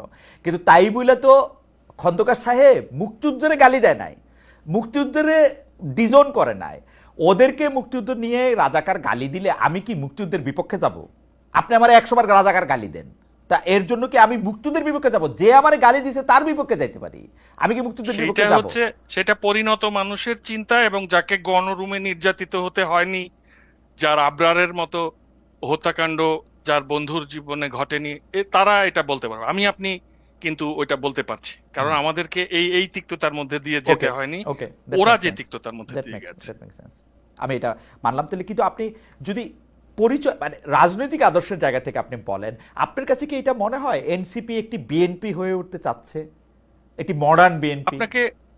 আপনাকে একটা কথা বলি, আপনি দুজনই তো জার্মানিতে ছিলাম। জি। জার্মানির সমাজে আপনি কালচারাল ওয়ার দেখেছেন? এই যে বাংলাদেশে যেরকম সারা দিন কালচারাল ওয়ার হয়, কে বামপন্থী, কে ডানপন্থী, কে দক্ষিণপন্থী, কে উত্তরপন্থী, কে নকশি পাঞ্জাবি পরে ঘুরছে, কে দাড়ি টুপি নিয়ে ঘুরছে, কে হিজাব পরেছে, কে কুচি দিয়ে শাড়ি পরেছে, এসব আলোচনা আপনি জার্মানিতে দেখেছেন? না। এই যে আপনার অবস্থান স্পষ্ট করুন। কেন? আমি তার কাজে কর্মের মধ্যে দিয়েই দেখব যে সে কিভাবে যাচ্ছে, তার অবস্থানটাকে চিহ্নিত হতে দাও। এরা মধ্যপন্থী হবে, এরা মধ্যপন্থীই হবে না। এটা তো বোঝাই যাচ্ছে। কিন্তু মাসকুদ ভাই, আপনি কি ঠিক আমার আমের তুলনা দিলেন নাকি আমার আপেলের তুলনা দিলেন? আমি ভালো বুঝতে পারলাম না, মানে আমার অজ্ঞতা ক্ষমা করবেন। কারণ হচ্ছে যে পোশাক আশাকে আপনি মননে আপনি এখন দস্তয়েভস্কি পড়েন নাকি তলস্তয় পড়েন নাকি ইয়া পড়েন, সেইটা আপনি লুকাবেন নাকি আপনি রাখবেন, ওই আলোচনা বা চর্চা এখানে হয় না। কিন্তু যে আপনার প্রিয় ক্রিশ্চিয়ান ডেমোক্রেটিক ইউনিয়ন, সে কিন্তু বলে সে কি চাইতেছে। আপনি মেরকেলকে নিয়ে বহু লেখা আগেও লিখছেন, পরেও লিখছেন, এখনো হয়তো লিখবেন। ও কিন্তু ওর অবস্থান পরিষ্কার করছে। কেন সিডিইউ আইসা সে 15 বছর এখানে থাকতে পারলো, সেগুলি নিয়েও আপনার লেখা আছে। আমি শুধু জানতে চাই যে ভাই এনসিপি, আমি সাধারণত মানে আমি যদি এখন তোমার সমর্থন দিতে চাই, তোমার ভোট দিতে চাই, তোমার সামনে আদর্শটা কি, ওরে আমি জিজ্ঞেস করলে ও এই কথাটা কইতে পারে না যে আপনি কি মনে করেন কি না রমজানে একটা লোক হোটেলে খাইতে থাকলে তারে মাইর দেওয়া উচিত নাকি তারে কি করা উচিত, এই কথাটাও কইতে পারে না যে না এটা খারাপ। ও একটা কথা কইতে পারে না যে একটা মেয়ের পোশাক, ওনাকে কমিশন করে মেয়ের পোশাক পরাইবো। তো ওরে আমি কি বুঝবো, মানে ওই কি আসলে আবার পরে আবার অনেক প্রগতিশীল কথা বলে, মুক্তিযুদ্ধের নাকি ওরাই সবচেয়ে বেশি ধারণ করে, তো এইটা বলে। তো আমি বুঝবোটা কি? মানে আমার অনেক ইমান আমি রাখতে চাই আসলে, কিন্তু এটা আমি কি রাখবো, মানে কোথায় গিয়ে দাঁড়াবো আমি? আজকে জামাত ইসলামের গালি দেয়, পরশু কোলে নিয়ে রাখে, তরশু দিন তার পিছে হাঁটে, তারপরের দিন আবার আরেকটা কথা, আমি কি বুঝবোটা কি? আমার মনে হয় যে জেনজি তারা এরকমই। হ্যাঁ, তাদের আপনার ওই আমাদের সময় যেরকম একটা কাঠামোর মধ্যে একজনকে ঢোকানো যেত, এই প্রজন্মকে ওইভাবে আপনি একটা কাঠামোর মধ্যে ঢুকাতে পারবেন না। তবে সামাজিক গণতন্ত্রী হবারই ধাঁচ এদের মধ্যে আছে, এবং এদের দলে অনেক নারী সদস্য আছে যে নারী নেতৃত্বকে আমার বেশ প্রতিশ্রুতিশীল মনে হয়েছে। এবং প্রতিদিনই তো এদেরকে আপনার ওই সমাজের নানান জিজ্ঞাসার মুখোমুখি হতে হচ্ছে, এবং এরা যেহেতু আপনার ওই আমাদের সমাজের প্রচলিত প্রগতিশীলতার সংজ্ঞার সঙ্গে মিলছে না, সেই কারণে তাদেরকে প্রগতিশীলতার পৈতেটা পড়ানো যাবে নাকি তাদেরকে আমরা না ডানপন্থী আপনার বলে কথা তো আদারায়ন করে দেব, আপনার অপরায়ণ করে দেব? না না আপনার আমাদের কথা তো তো নানান রকম আপনার কথা তো সুপিরিটি কমপ্লেক্স আছে, এটারই আমার মনে হয় যে ওরা ভিকটিম। আমার মনে হয় যে আপনার কথা তো খুবই যৌক্তিক এবং খুব তীক্ষ্ণ। আপনি বলেছেন যে আদার আদার মানে আমরা তাকে অপরায়ণ করব কিনা এবং তা একটা ক্লাসের মধ্যে এটা কোনো ঝামেলা আছে কিনা, আমাকে ওই কথাটা খুব শুনতে হয়। কিন্তু আমার কাছে মনে হয়, আমি এটা দর্শকদের কাছেও পরিষ্কার করতে চাই, যে যদি ক্লাসের কথা বলা হয়, এই এনসিপিতে যারা রাজনীতি করতেছেন বলে আমি চিনি, হান্নান মাসুদ সাহেব ইনক্লুডেড, নাহিদ ইসলাম সাহেব থেকে শুরু করে, তাদের থেকেও আমি এর চেয়েও হাম্বল ফ্যামিলি থেকে আমি আসছি। আমার আশাটা, আমার আপব্রিঙ্গিং যদি এটা এই ক্লাস দিয়ে যদি আপনি বিবেচনা করেন, সেইটার ক্ষেত্রে আমি তাদের সম পর্যায়ের অথবা নিম্ন পর্যায়ের, মানে মানে এলিট হওয়ার কোনো সম্ভাবনা আমার নাই, কিন্তু কোশ্চেনটা আমার তুলতেই হবে। যাই হোক, আমি ডক্টর জাহেদ রহমানের কাছে একটা আসতে চাই। ডক্টর জাহেদ, একটা হচ্ছে যে এই আইডেন্টিটির ক্ষেত্রে কিন্তু এনসিপির কিছু প্র্যাকটিক্যাল প্রবলেম আছে। একটা প্র্যাকটিক্যাল প্রবলেম হচ্ছে ওদের জন্য আমরা কোনো স্পেস রাখি নাই। দ্বিতীয় প্র্যাকটিক্যাল প্রবলেম, আমি মাসকাত ভাইয়ের সুরে মানে যদি ধরতে পারি, আমি এটা বুঝে থাকি, আমরা আসলে ওদের প্রতি একটু বেশি নিষ্ঠুর, বেশি কট্টর এবং অনেক আগের থেকে সমালোচনা শুরু করলাম। তার ফলে যেটা হইল, ওরা আসলে যেটা ওদের ভালো দিকগুলি, যেখানে আমরা ওদেরকে গাইড করতে পারতাম, যেমন ডক্টর জাহেদ, আমি মনে করি বাংলাদেশে একটা অভ্যুত্থান পরবর্তী সরকারের পরে যদি একটা রাজনৈতিক দল হয়, ডক্টর জাহেদের মতো চোখা লোকের অবশ্যই সেই দলের উপদেষ্টা হিসাবে জয়েন করা উচিত ছিল পথ দেখানোর জন্য, কিন্তু সেটা সে করে নাই। বরং আপনি একটা সেফ রুট নিলেন, যেখানে হচ্ছে বিএনপি আইসা হয়তো আপনাকে মন্ত্রী বানাবে বা বিশ্ববিদ্যালয়ের উপাচার্য বানাবে, কি বানাবে আমি জানি না, কিন্তু অনেকে মনে করে যেটা বানাবে। এইটা কি ঠিক হইলো? আমরা যদি ইতিহাস এই জায়গাটার আসলে কিভাবে বিবেচনা করবে, মানে আমরা আমাদের সূর্য সন্তানদের, যদি আমরা বলি 24-এর সূর্য সন্তানদের আমরা কিভাবে বিবেচনা করলাম? আমি প্রত্যেকবারই যেই কমেন্টে আমার চোখ আটকায় যায়, সেই কমেন্টটা একটু পইরা শোনাই। জনাব নাইম মিয়ার কমেন্টে আমার একটু চোখ আটকায় গেছে, ইন্টারেস্টিং কমেন্ট। এইটা বইলা আপনার কাছে আমি আসতেছি। সেটা হলো, মহিউদ্দিন ভাই, আপনাকে ভালো সাংবাদিক মনে করেছিলাম, এখন দেখি আপনিও বিএনপির দালালি শুরু করেছেন। সিরিয়াসলি জনাব নাইম? আচ্ছা, যাই হোক, ডক্টর জাহেদ, আপনি যদি একটু বলেন। তাহলে বিএনপির সময় আপনারও মন্ত্রী হওয়ার একটা সম্ভাবনা দেখা যাচ্ছে। আচ্ছা আচ্ছা, হ্যাঁ, জনাব নাইম মিয়া মনে করতেছেন এটা, তো জনাব তারেক রহমান না। একদম একদম। জি আচ্ছা, আরেকটা ব্যাপার হলো, মানে মাসকাওয়াত ভাইয়ের মতো অনেক বেশি, আমার চাইতে অনেক বেশি চোখা মানুষ এনসিপির সাথে কানেক্টেড আছেন। উনি রেগুলারলি, খুবই ডিলিজেন্টলি অসাধারণ সব গাইডলাইন দিয়ে যাচ্ছেন। রাইট। আমি এখন একটু আসি আপনার সাথে। আপনি যেটা বললেন যে এখানে না থাকা আমরা ঐতিহাসিক দায়িত্ব পালন করেছে কিনা, এই প্রশ্নগুলো আসলে আছে। মানে এখন ধরুন, আমি এইভাবে যদি সরিয়ে রাখি, আমি তাদের সাথে, এই দলের সাথে উপদেষ্টা হিসেবে বা তাদের সাথে কাজ করা একটা জায়গা, কিন্তু আমি এখন বাইরে থেকে যা করছি এটাও কি কাজ করা না? খেয়াল করুন সমস্যাটা কোন জায়গায় হয়। আমি আপনাকে বলে দিতে পারি, আমি আমার প্রাইভেট চ্যানেলে যখনই জামায়াতে ইসলামীকে নিয়ে কোনো সমালোচনা করব, আপনি নিশ্চিত থাকুন ওখানে প্রচন্ড গালিগালাজ থাকবে। এবং আমি আমার কমেন্ট বক্স কোনো বন্ধ করি না, ফিল্টারও করি না। আমি চাইলে ফিল্টার করতে পারি, আই ডোন্ট ডু দ্যাট। এটা একদম অবারিত আছে। আমি এনসিপি কে নিয়ে যখন কথা বলবো, তখন ওখানেও একই রকম অ্যাটিটিউড, অলমোস্ট মোরস লেস। অথচ হতে পারতো না যে এই মানুষটা দীর্ঘ একটা সময় শেখ হাসিনার বিরুদ্ধে তার যদ্দূর সামর্থ্য আছে সে লড়াই করার চেষ্টা করেছে। এটা তো শুধু জুলাই আগস্ট না, আমি আমার অ্যাক্টিভিজমের বয়স যখন ব্লগ থেকে হিসাব করি, যখন হাসিনা কনস্টিটিউশন অ্যামেন্ড করে তত্ত্বাবধায়ক বাতিল করলো 2011 থেকে, I've got a very long track record. এবং আমি তো শুরুর দিন থেকেও এই সরকার বা এনাদের বিরুদ্ধে কথা বলতে শুরু করি, কোন একটা সময় আস্তে আস্তে এটা শুরু করেছি। সো আমার এই সমালোচনাগুলোকেও যদি তারা গ্রহণ করার চেষ্টা করতো, যে বোঝে দেখার চেষ্টা করতো যে কি হয়েছে, এই যে অপরায়ণের কথা বললেন মাসকাত ভাই, আমাকে তো অপরায়ণ করা হচ্ছে বা ট্যাগ দিয়ে দেওয়া হচ্ছে, আমি বিএনপির দালাল বা আমি ওর দালাল, তার দালাল। সো বাইরে থেকেও যিনি ক্রিটিক করেন, যিনি গণতান্ত্রিক হয়ে উঠতে চান, সেগুলোও কিন্তু এক ধরনের উপদেষ্টার মতো ব্যাপার। আমি বিশ্বাস করি আমার একটা ব্র্যান্ডিং আছে। আমি নিজের মুখেই যদি বলি, আমি মানুষকে হয়তো গালিগালাজ করি না, আমি যেটা নিয়ে কথা বলতে চাই সেটা নিয়ে সাবস্ট্যান্টিভ কিছু পাওয়ার পর বলি, এবং আমি আমার সেটার পক্ষে আমার বিবেচনায় ভ্যালিড যুক্তি দেওয়ার চেষ্টা করি। আমার এই ব্র্যান্ডিং আওয়ামী লীগের কাছেও ছিল। আমি আওয়ামী লীগের কাছে কোনোদিন অসংখ্য টকশো করেছি, আমাকে মুখের উপর কাউকে বলতে শুনি নেই যে তুমি বিএনপির দালাল হয়ে গেছো, যখন আমি আওয়ামী লীগের বিরোধিতা করছি। কিন্তু আমি এখন এই কথাগুলো শুনতে পাচ্ছি। এখন এনসিপির সমালোচনাটা একটু বেশি হওয়ারই কথা ছিল। খালেদ ভাই, আপনি একটা সেলফ ইম্পোজড এক্সপেকটেশন তৈরি করছেন, ওর উপরে এক্সপেকটেশন তো আমি তৈরি করি নাই। আমি একটা খুবই এক্সাম্পল দিই, আমি এটা নিয়ে একদম ডিটেইল ভিডিও করেছি যে এনসিপির মূল সমস্যাটা কোন জায়গায়। অরবিন্দ কেজরিওয়াল যে এবার নির্বাচনে হারলো, কেজরিওয়াল কি ভারতে স্ট্যান্ডার্ডে খুব খারাপ পারফর্ম করেছে? আপনি কেজরিওয়ালের চাইতে খারাপ পারফর্ম করা লোকজনকে পুনর্নির্বাচিত হতে দেখেছেন ভারতে। কিন্তু সমস্যা কি হলো, কেজরিওয়াল তার ব্র্যান্ডিং তৈরি করেছে, ভোট পেয়েছে, আমি দুর্নীতি ছেটিয়ে বিদায় করব, আমি সুশাসন নিশ্চিত করবো, এন্ড হি ডিড ইট ওনার প্রথম 2 টার্মে। থার্ড টার্মে এসে তার, সেকেন্ড টার্মে শেষে এসে তার এই যে শুল্ক নিয়ে যে করাপশন, তার ব্যক্তিগত বিলাসিতা, মানে একজন মুখ্যমন্ত্রী তার বাড়িতে ইটালিয়ান মার্বেল লাগিয়েছে, কিন্তু এটা কেজরিওয়াল বলে প্রবলেম হয়েছে। এটা অন্য আরেকজন করলে হয়তো, যোগী আদিত্যনাথ করলে দেখতেন মানুষ এটাকে প্রবলেম হিসেবে দেখতো না। কারণ হচ্ছে কেজরিওয়াল নিজেকে এভাবেই ব্র্যান্ডিং করার চেষ্টা করেছে, এটাই তার রাজনীতি ছিল। এখন সমস্যা হচ্ছে এনসিপি নিজের উপরে ধরে একটা এক্সপেকটেশন নিজে তৈরি করিয়েছে, এটা আমরা তৈরি করিনি। ধরুন বিএনপি লোকজন চাঁদাবাজি করবে, ফর গডস সেক, বিএনপি লোকজন আগে চাঁদাবাজি করেছে, এটা জানে সবাই।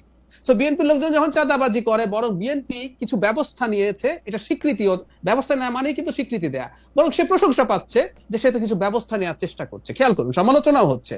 কিন্তু এনসিপির লোকজন যখন এই কাজটা করে, কারণ সে বিএনপির চাঁদাবাজিকে সমালোচনা করে, সে নতুন বন্দোবস্তের আলাপ করে, সো নতুন বন্দোবস্তের আলাপ করে যখন আমি তার সমালোচনা করি, যখন যুক্তি দিয়ে, তখন আমাকে যখন গালি দেয়, তখন আবার উল্টো আমাকে যখন আওয়ামী লীগ গালি দেয় আমার খারাপ লাগে না, কারণ ও পুরান বন্দোবস্তের লোক, আমি জানি। আমাকে যখন জামায়াত গালি দেয় আমি মনে করি ও পুরান বন্দোবস্তের লোক।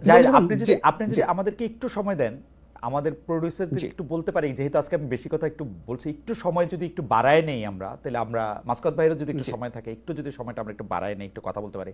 কিন্তু ডক্টর রহমান, আপনি আমাকে একটা কথা বলেন তো, আমি আপনার এই আর্গুমেন্টটা শুনছি, যেহেতু আপনার আমি ভিডিওগুলো আমি ফলো করি, আপনার লেখা আমি ফলো করি, কিন্তু আপনি আমাকে একটু বলেন তো যে এনসিপি আসলে রাজনীতিটা কেমনে করতো তোলে? বাংলাদেশের যেই রাজনীতি বিএনপি, আওয়ামী লীগ, জামায়াতে ইসলামী, জাতীয় পার্টি আমাদেরকে যে রাজনীতির মধ্যে নিয়ে গেছে, রাজনীতিটাকে যেই জায়গায় নিয়ে গেছে, সেই জায়গায় এনসিপি আসলে কি করতো? আপনি দেখেন এনসিপি 64টা জেলা ঘুরছে, আমি এনসিপির লোকজনের সাথে কথা বলি, এনসিপির লোকজন আমার সাথে কথা বলে, আমি এখন আর তত বলতে চাই না, ওদেরই অনেকে আমার সাথে কথা বলে, আমি জানি ওরা কিন্তু পয়সা বাঁচানোর জন্য সরকারি ফেসিলিটিগুলিতে থাকছে, সার্কিট হাউস, ডাক বাংলো, এগুলিতে থাকছে, তারপরেও কিন্তু অনেক টাকা খরচ হয়েছে। এই টাকাগুলি কোত্থেকে আসবে আসলে? এই টাকাগুলি কিন্তু নিয়ে ওরা নেসেসারিলি ওদের পকেটে ভরতেছে না, জাহেদ। হ্যাঁ, তাহলে এখন ওরা কি, মানে রাজনীতিটা কিভাবে করবে? এখন কি এই পদযাত্রাটা না কইরা ওদের এটা মানে অনলাইনে করা উচিত ছিল? এইটা কি তারা আসলে কিভাবে করতো, মানে এই রাজনীতিটা তারা আসলে কিভাবে করবে? তারা যদি এখন ভোটও করতে চায়, সেটা কিভাবে করবে তারা? আপনি কি এই মডেলটা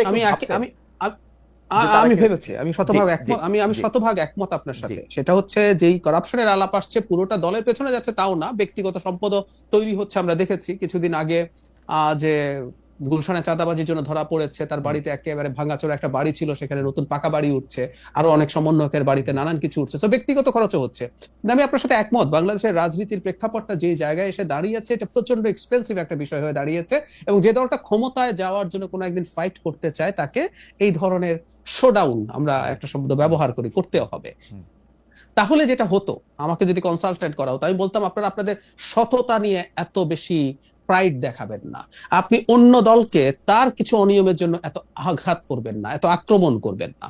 তাহলে যেটা হলো, আজকে যে পরিস্থিতিটা দাঁড়ালো, তাদের বলা উচিত ছিল যে আমরা অত্যন্ত করাপ্ট একটা সোসাইটিতে আছি, এটা তারা যদি বুঝে থাকেন, এবং আমাদের রাজনীতিতে এগুলো যদি করতে হবে আমরা যদি মনে করে থাকি, তাহলে আমি ওটাকে আইডিওলজিক্যাল ইস্যু বানিয়ে ফেলবো না। একটা ছোট উদাহরণ দিই, কিছুদিন আগে রাজশাহীর চাঁদাবাজদের একটা তালিকা আছে, ওর মধ্যে বিএনপির লোকই বেশি, একটা অংশের নাম নাই, জামাতের 6 জন পাওয়া গেছে। বিএনপির 40 জনের চেয়ে জামাতের 6 জন জামাতের জন্য বেশি ক্ষতিকর, কারণ জামাতের ব্র্যান্ডিং বলছে আমরা সৎ লোকের শাসন চাই। যে দলটার ব্র্যান্ডিং হচ্ছে আমি সৎ লোকের শাসন চাই, তার জন্য 6 জন চাঁদাবাজও কিন্তু পলিটিক্যালি ক্ষতিকর, এটা পারসেপশনে ক্ষতি তৈরি করে। সো আমি তাদেরকে যেটা সাজেস্ট করতাম, তাদের উচিত হতো যে এই জিনিসগুলোকে তাদের রাজনীতির মূল স্লোগান না বানিয়ে ফেলা, রাদার আপনি মানুষের জন্য কি করতে চান, যেটা আপনি বারবার মাসকাত ভাইকে জিজ্ঞেস করছিলেন, যেটা আমিও মনে করি, একটা দল হিসেবে তার কি কি করার আছে, কি কি করতে চায় জনগণের জন্য, ওই কর্মসূচিগুলো সামনে নিয়ে আসা। সে অন্য দলটাকে আক্রমণ করার জন্য যখন সততা, চাঁদাবাজির বিরোধিতা, নতুন বন্দোবস্তের আলাপ করে, এটাই তার উপরে ঝুঁকিটা তৈরি করেছে। বাংলাদেশ কিন্তু আরেকটা, বাংলাদেশ কি বিএনপি আওয়ামী লীগকে পাল্টাপাল্টি ভোট দেয় নাই? দুটোই মোটা দাগে সেন্ট্রিস্ট দল, জানে দুইটা দলই ক্ষমতায় গেলে তারা অনেকে চাঁদাবাজি করবে, একটা লিমিটের মধ্যে করবে। কিন্তু ডক্টর রহমান, আপনি কি মনে করেন না ও যদি সততা নিয়েও কথা না বলতে পারে, ও আসলে কথা কি নিয়ে বলবে? মানে আমার কাছে কেন অসহায় লাগে, আমি ধরেন একটা নতুন রাজনৈতিক দলের জায়গা থেকে আমি এটা দেখি, বিএনপিকে এখন ফিনান্স করতে রেডি, ধাক্কাধাক্কি করে জনাব তারেক রহমান পর্যন্ত পৌঁছাতে পারতেছে না টাকার বস্তা নিয়ে, কারণ তার জায়গা নাই। এরকম কয়েকশো কোটিপতি আছে, কিন্তু ওরা এনসিপির পেছনে এখন আছেন না? জি, এনসিপির ওরা একজনের ফোন করে যদি 2 লাখ টাকা চাইতেছে যে ভাই আমাদেরকে 2 লাখ টাকা দেন, আমরা ওই জায়গা থেকে হাইটা ওই জায়গায় যাবো, ওইটাও কিন্তু আমরা কোশ্চেন করতেছি। আপনি পলিটিক্যাল পার্টি হিসেবে ওরা করবেটাকে, আপনি বলতেছেন যে না সততা নিয়ে প্রশ্ন করা যাবে না বা সততা নিয়ে আপনি প্রশ্ন করলেন না, কিন্তু আসলে রাজনৈতিক মডেলটা কি হবে ওরা যদি একটা রাজনৈতিক দল করতে চায়? না না না খালেদ ভাই, আমি একটু খেয়াল করি। প্রথম কথা হচ্ছে এনসিপি কে প্রথম থেকেই ব্যবসায়ীরা দুর্দান্ত সাহায্য করেছে, ওদের কতগুলো প্রবলেম হয়েছে। মানে এনসিপি কে বিএনপি কে সাহায্য করতে চাই, বিএনপি নির্বাচনে জিতে ক্ষমতায় যাবে, এনসিপি কে কেন সাহায্য করেছে এইভাবে? এর আমরা তো থাকি, আমরা খোঁজ খবর রাখি, আপনারাও রাখেন। এখনো এই তাদের অফিসে রাতের বহু লোকজন যায়, এসব আলাপ টালাপ আছে, উইটনেস আছে। তার মানে তারা কি ধরে নিয়েছে তারা সরকারি দল, সেজন্য তাকে সাহায্য করছে? আমি কিন্তু খালেদ ভাই আবারও বলছি, দল হিসাবে আমার তাদের প্রতি সাজেশন হতো যে তোমাদের তো ক্যাম্পেইন করতে হবে, তোমরা এখন আসলে কি করবে? তোমরা ওদেরকে তুমি করে বলি, তাই আমি তোমরা শব্দটা বলছি, ওদের যাদের সাথে দেখা হয় তাদের উচিত ছিল তাদের কর্মসূচি দিয়ে রাজনীতিটা কানেক্ট করা। ওকে, তারা এই যে সততাকে ট্রান্সপারেন্সিকে অন্য দলের ফিনান্সিয়াল অনিয়মকে যখন প্রধান করে তোলে, এটাই যখন তার ব্র্যান্ডিং তৈরি করে, তখন ওর তুলনায় অনেক কম হলেও তাকে সাফার করতে হবে। কেজরিওয়াল তুলনামূলকভাবে অনেক কম দুর্নীতি করেছে, কিন্তু সে নির্বাচিত হয় নাই। This is how perception works. Doctor Zahid রহমানের এই থিসিসের সাথে জনাব মাসকাত হাসান একমত হন কিনা সেটা আমরা একটু দেখি। কিন্তু মাসকাত ভাই, আমি একটু আপনাকে অনুরোধ করবো যে একটু বিতার্কিক মাসকাত ভাইকে একটু ফিরিয়ে নিয়ে আসা একটু দ্রুত বলতে, কারণ আমরা যত সময় নেই এটা অনেক সময় করা যাবে না। আপনি এই সততার এই মডেলটা জাহেদ যেটা সাজেস্ট করলেন যে তারা এত কথা না বললে হয়তো এটা এরকম হইতো, তো এটা করতে হবে, বা বাস্তবতাটা আপনি আসলে কি দেখেন? আমি একটু, আপনি চাইলে আমি একটু কোটেশনও পড়াতে শোনাই। আজই বিএনপির মহাসচিব মির্জা ফখরুল ইসলাম আলমগীর কিন্তু বলছেন যে কোট, আমাদের বাংলাদেশে এখন একটা প্রবণতা দেখা যাচ্ছে যে লিবারেল ডেমোক্রেসিকে এখন একটু নিচে নেমে যেতে হচ্ছে। আমি আপনার কাছে শুনতে চাই আসলে রাজনীতিটা করলে কি কি করতে পারতো এনসিপি? আমরা এনসিপির এত সমালোচনা করলাম, জায়েদ বললেন যে সততার জায়গা থেকে, আপনি যদি একটু আমাদের বলেন মাসকাত ভাই, আপনি আমরা আলোচনাটা এরকম মনে হচ্ছে যে ওই যে বাচ্চা পরীক্ষায় ফেল করেই গেছে, এখন আমরা অভিভাবকরা বসে আলাপ করছি, তা তো না। মানে বাচ্চা তো এখনো পরীক্ষা দেয়নি। তো আমি যেটা বলতে চাচ্ছি যে ডক্টর জাহেদের এই কথাটা খুব গুরুত্বপূর্ণ যে আপনার ব্র্যান্ডিং কি। মানে বিএনপি কে তো দেখেছে দেশের মানুষ, তারা জানে, এবং বিএনপির শীর্ষ নেতারা অত্যন্ত সক্রিয় থাকার পরেও, অনেককে বহিষ্কার করার পরেও দেখা যাচ্ছে যে ওই আওয়ামী লীগের চাঁদাবাজরা চলে যাওয়ার পর তাদের সাম্রাজ্যটা মোটামুটি ভাবে তারা দখল করেছে। আবার জামাতকেও দেখা যাচ্ছে সেখানে, জামাত ক্যাশিয়ার হিসেবে সবসময় হয়তো থেকে যায় সবার সঙ্গে। তো এখানে এনসিপির ছেলেদের আসলে সততাকে এবং এই যে স্বচ্ছতা, জবাবদিহিতা, এগুলোকে গুরুত্ব দিতে হবে। কেন? যেহেতু তারা নতুন প্রজন্মের রাজনীতি, এই যে তারা নতুন বন্দোবস্তের কথা বলছে, এই নতুন বন্দোবস্তটাই হচ্ছে স্বচ্ছতা। এই নতুন বন্দোবস্তটাই হচ্ছে যে তাদের দলের কেউ ওই একই কাজ করছে।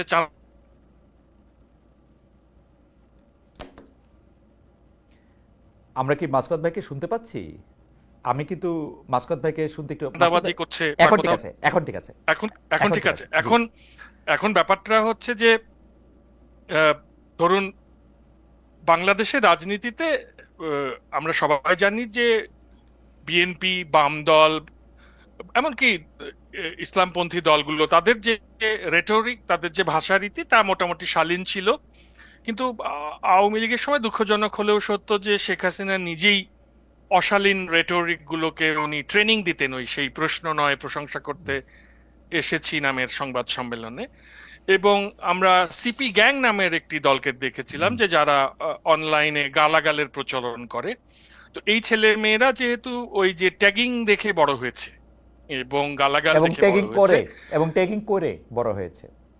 হ্যাঁ, ট্যাগিং না, ওরা ট্যাগিং নিয়ে বড় হয়েছে এবং ট্যাগিং করে নিজেরাও করে। ট্যাগিংকারীদেরকে পতনের পরে ওরা ভেবেছে এখন, এতদিন তো ওরা আমাদেরকে ট্যাগিং করেছে, এখন আমরা ওদেরকে ট্যাগিং করি। তো এখন আসলে এইভাবে তো চলবে না। হ্যাঁ, মাসুদ যে ভাই, এই মাসুদ ট্যাগিং ভাই, এর রাজনীতি মাসুদ বন্ধ ভাই, করতে আমি হবে। শুধু ওই জায়গাটা আপনি একটু দৃষ্টি আকর্ষণ করতে চাই যে হ্যাঁ, সততার কথা বলতে হবে, নতুন বন্দোবস্তের কথা বলতে হবে, কিন্তু নতুন বন্দোবস্তের সঙ্গে সঙ্গে নতুন কাপড়, নতুন স্বাস্থ্য আর নতুন বাড়ি যখন এত সামনে চলে আসে, তখন এই প্রশ্ন আপনি বলতেছেন যে তারা এখনো পরীক্ষাই দেয় নাই। পরীক্ষা আমরা প্রতিদিন দেই মাসকাত ভাই, পরীক্ষা শুধু ভোটের ক্লাস টেস্ট হচ্ছে, মানে ফাইনাল পরীক্ষা না হলে পরীক্ষা ক্লাস আমরা টেস্ট হচ্ছে কিন্তু অনেক। প্রতিটা দিন কিন্তু আমরা পরীক্ষা দেই। আমি পরীক্ষা দেই, যেহেতু আমি টেলিভিশনের সামনে আসি, ছোট অ্যাঙ্গেলে ছোট পরীক্ষা, ছোট মার্ক, পাস করলে অত বড় কিছু নাই। ওরা বড় গ্লোরির জন্য প্রতিটা হিরো প্রতিটা সময়ে পরীক্ষা দেয়। মাসকাত ভাই, আমি ওদের প্রতিটা দিন পরীক্ষা দিতে দেখি, প্রতিটা দিন ফেল করতে দেখি, দুই একদিন অল্প দিন পাস করছে। এখন ব্যাপারটা হচ্ছে যে ধরেন ওদের তো সবচেয়ে বড় শত্রু হচ্ছে পতিত আওয়ামী লীগ এবং এর কালচারাল উইং। তারা তাদেরকে খুঁচিয়ে খুঁচিয়ে ধরেন তিক্ত করে তোলে। এই তিক্ততার রিয়াকশনটা গিয়ে পড়ছে হচ্ছে বিএনপি এবং অন্যান্য যারা সত্যিকার শুভাকাঙ্ক্ষী এবং সমাজের নাগরিক সমাজ যারা আসলেই একটি সভ্য সমাজ বিনির্মাণে এই ছেলে মেয়েগুলোকে দেখতে চান, তাদের উপরে। পরিবেশটা কিন্তু খুব সহজ না, এটা অনেক জটিল। এবং বাংলাদেশকে কল্যাণ রাষ্ট্র বানাতে না পারলে যে আসলে এই সমস্ত রাজনীতির কোনো মূল্য নাই, এবং এটা কল্যাণ রাষ্ট্র না হলে সেটা রাষ্ট্রই হয়ে ওঠে না। এই ব্যাপারটা এই তরুণদেরকে বুঝতে হবে, এবং সত্যিকার অর্থেই এই যে সমালোচনাগুলো এগুলোকে অমূলক মনে না করে, বরং এই যে যেটা ডক্টর জাহেদ একটু আগে বলছিলেন, উনি তো উপকারী করছেন এই সমালোচনাটা করে। না মাসকাত ভাই, যে সমালোচনা করে সে উপকারও করে। মাসকাত ভাই, আপনি দেখেন চিফ জুডিশিয়াল ম্যাজিস্ট্রেটকে ফোন করে তুলে নিয়ে আসছে, কারণ চিফ জুডিশিয়াল ম্যাজিস্ট্রেটের ওইখানে দুইটা লোকের চাকরি হয় নাই। সিরিয়াসলি, আমি একটা ফটো বাড়ায় বলতেছি না, একটা ফটো, আমি যেহেতু আমার নাম কইতেছি না, আপনি বুঝতে পারতেছেন যে আমি ওদেরকে গার্ডও করতে চাইতেছি, সত্যি তুলে নিয়ে আসছে। এখন ঘটনা হইতেছে যে আসিফ নজরুল, প্রফেসর আসিফ নজরুল সারা জীবনের একটা ভীতু লোক। উনাকে এনসিপি একটা বকা দিলে এই লাইনের থেকে ওই লাইনে যায়, নিজের কথা শুই না, নিজে আরো 3বার এটা ঠিক করে। উনারে আমি যখন এই কথা জিজ্ঞেস করলাম যে এটা করা হয়েছে, উনি বলে যে এটা কার মন্ত্রণালয়, আমি বলি যে ভাই এটা আপনার এনে। কারণ কি উনি, মানে আমি কি বলবো, আপনি যতটা এরকম সরল আপনি চোখের সামনে দেখতে পাচ্ছেন, অত সরল না ঘটনাগুলি আসলে। মানে এখন এইটা যদি আমাদের কথা তো শোনা দরকার নাই, নিজেদের কথাই নিজেদের শোনা দরকার। হাসনাত আবদুল্লাহরে আমি জিজ্ঞেস করলাম, বাবু তুমি এই গাড়ি কই পাও? বলে যে আপনার মতো এরকম 1 লক্ষ খালেদ মহিউদ্দিন আছে যে আমার গাড়ি দিতে পারে এখানে। ভাই তুমি ইংরেজি সাহিত্যে পড়ছো, সবার আগে তো পড়বা there is no free lunch in this world. তোমার যে গাড়ি দিচ্ছে সে কোনো না কোনো একটা কারণে দিচ্ছে, এটা বোঝার জায়গাও নাই, সার্জিস আলমেরও নাই, আর এই মাহফুজ সাহেবেরও নাই, আসিফ সাহেবেরও নাই। তো এত নাইলে আমি কই যাবো? নাহিদ সাহেবেরও নাই। আপনি আমার কথা শোনা দরকার নাই, আপনি আমার কথা শোনা দরকার নাই মাসকাত ভাই, আমার কথা শোনা দরকার নাই। আপনি উমামা ফাতেমার কথা, মাহফুজ আলম সাহেবের প্রথম স্ট্যাটাসটা, নাহিদ সাহেবের আজকে প্রথম স্ট্যাটাসটা আপনি পাশাপাশি পড়েন। এটা একটা খুব গুরুত্বপূর্ণ জায়গায় আপনি আমাকে নিয়ে এসেছেন, এইটা মনে করিয়ে দেওয়ার জন্য ধন্যবাদ। আমার মনে হয় কি জানেন, যে এই যে ছেলে মেয়েরা কেউ এনসিপিতে থাকলো, কেউ ধরুন ছাত্র দলে আছে, কেউ ছাত্র শিবিরে আছে, বা উমামা ফাতেমার মতো যারা, হ্যাঁ, এদের নিজেদের মধ্যে নানান রকম মতবিরোধ হোক, এরা নিজেদের মধ্যে বিতর্ক করুক, এরা এদের নিজেদের ভেতরের ভুল ভ্রান্তিগুলো সামনে নিয়ে আসুক। আমার যেটা আসলে একটু অপছন্দই হয় সেটা হচ্ছে যে ওই একটু গুরুজনরা তাদের আবার এক একজনের মেন্টর হয়ে যেতে চেষ্টা করছে, নিজেদের কথাগুলো ওদের মুখ দিয়ে বলাতে চেষ্টা করছে। মানে অত অল্প বয়সের ছেলে মেয়ে কথা শুনে যদি মনে হয় যে 45 বছরের একজন সংস্কৃতি মামা বা খালা কথা বলছেন, তখন তো ভালো লাগে না। আমার মনে হয় যে বড়দের ইন্টারফেয়ারেন্সটাও একটু বেশি এই না জায়গাটা। না মাসকাত ভাই, বড়দের ইন্টারফারেন্স বলতে আপনি যেটা বুঝাতে চাইতেছেন, আপনি আসলে অনেক দূরে এবং অনেক বড় বইলা আপনি ওদেরকে আসলে এত ছোট দেখতেছেন। কাছাকাছি থেকে দেখলে আর একটু বড় দেখতেন ওদের। আপনি ওদেরকে বুঝাইতে পারবেন না যে তুমি যে রাস্তাটা উঠায় ফেলতেছো, ফোন কইরা যে এই কাজ করছে তার কাজ বন্ধ করে দিচ্ছ, এটা ঠিক করতেছো না, এটা ওরে বুঝাইতে পারবেন না। ওরে বুঝাইতে তখন আপনি ট্রলড হবেন যে আমার ঘরে চোর আসলে কি আমি বসে থাকবো? সেলফ ডিফেন্স এক জিনিস, অন্যায়ের প্রতিবাদ আরেক জিনিস, এইটাও আপনি ওরে বুঝাতে পারবেন না। ও তখন আমারে ওরা ফৌজদারি কার্যবিধি এবং দণ্ডবিধি দেখাবে যে এই দণ্ডবিধির মধ্যে এটা আছে, ফৌজদারি কার্যবিধির মধ্যে এটা আছে, এবং এটা কোথা থেকে দেখাবে? আপনি একটা কালচারাল উইং থেকে কথা বলতেছেন, আরেকটা কালচারাল উইং যেটা তাদেরকে এই জিনিস ফিট করতেছে, তারা এটা এসে আমাদেরকে দেখাবে। অত অত অত অত সহজ না। আওয়ামী লীগের যে কালচারাল বয়ান, এটা আমি স্বীকার করি, মাঝখান থেকে আমি আবার আসতেছি আপনার কাছে, আমি আওয়ামী লীগের কালচারাল বয়ান স্বীকার করি, কিন্তু আপনি দেখেন এই সরকার, আপনি এটা মনে রেখেন, এটা আপনি আমাকে বললেন মব আর প্রেসার গ্রুপ, সেইটাও আমাকে শিখায় যে ভাই এটা মব, এটা প্রেসার গ্রুপ। আমরা তো উই আর ডেটা চাইতেছিলাম না, উই আর ডেটা তো ক্রিয়েট করা হয়েছে। আমি ডক্টর জাহেদের কাছে আসি যে ডক্টর জাহেদ, আপনি আপনি একটা জিনিস হয়তো খেয়াল করছেন যে সম্প্রতি বিএনপি নেতা আব্দুল আল বিন্টু বলেছেন যে বেগম খালেদা জিয়া সামনের জাতীয় নির্বাচনে প্রার্থী হবেন, সেক্ষেত্রে তিনিই কি দলটির প্রধানমন্ত্রী প্রার্থী হবেন? আরেকটা বিষয়, আপনি যেহেতু একটু বিশ্লেষণ করেন, একটু খোঁজখবরও রাখেন, আপনার কাছে কি মনে হয় জনাব তারেক রহমান যে এখনো দেশে আসছেন না, এইটা কি আসলে বাংলাদেশকে তিনি যথেষ্ট নিরাপদ মনে করছেন না সেজন্য আসতেছেন না, নাকি এর পিছনে কোনো গুজ্জ কারণও থাকতে পারে? কারণ আইন কানুনের কোনো কারণ নাই, উনি এখন মানে উনার বিরুদ্ধে কোনো কিছু নাই এখন, তো সুতরাং উনার আইন কানুন দিয়ে কোনো ভয় নাই। এটা খুবই ভ্যালিড একটা প্রশ্ন। আপনি যে নিরাপত্তার কথা বলছেন, এটাও আমি শুনেছি ইভেন ওনার দলেরও কারো কারো কাছ থেকে শুনেছি, এই সম্ভাবনা হয়তো আছে।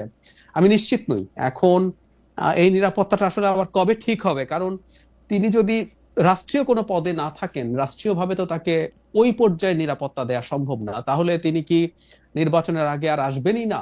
আমি জানি না। আবার কেউ কেউ এটাও বলছেন নিরাপত্তার চাইতে হয়তো এটা একটা কারণ হতে পারে যে তিনি আসলে যে একটা প্রচন্ড বেশ বড় একটা হাইপ তৈরি হবে, সেটাকে দিয়েই নির্বাচনটা করে ফেলা, মানে ধরুন নির্বাচনের তফসিলের খুব আগে আগে তিনি চলে আসলেন তখন থেকে, তাহলে যেটা হবে উনি বিভিন্ন জায়গায় যখন নির্বাচনে ক্যাম্পেইনে যাবেন, সেটা হয়তো ফর দ্য ফার্স্ট টাইম তিনি যাবেন, সেইটা দিয়ে একটা মারাত্মক হাইপ হবে, সেটা তাদের নির্বাচনে হেল্প করবে।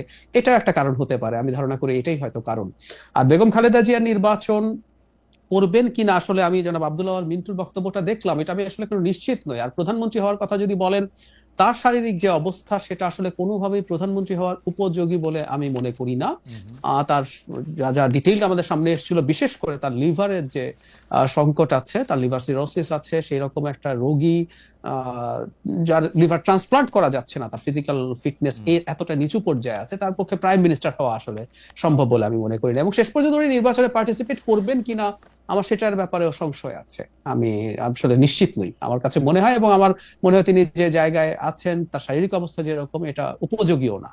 কারণ পার্লামেন্টে যাওয়া, একজন আইন প্রণেতা হয়ে ওঠাও যথেষ্ট টায়ারিং কাজ, এটা তার বডি সাপোর্ট করবে কিনা আমি নিশ্চিত নই। না, একটা কি কারণ এরকম হইতে পারে যে কেউ কেউ জনাব তারেক রহমানের বিভিন্ন ভুল ভ্রান্তি, অতীতের অবস্থান তুলে ধরলো, আমরা এখন পর্যন্ত বেগম খালেদা জিয়া সম্পর্কে এক ধরনের ঐক্যমত্য দেখি, তাকে আসলে কেউই খারাপ বলছেন না, বা তাকেই আসলে আমি কি বলবো এটাকে, যে মনে করেন ঐক্যের প্রতীক নানা কারণে।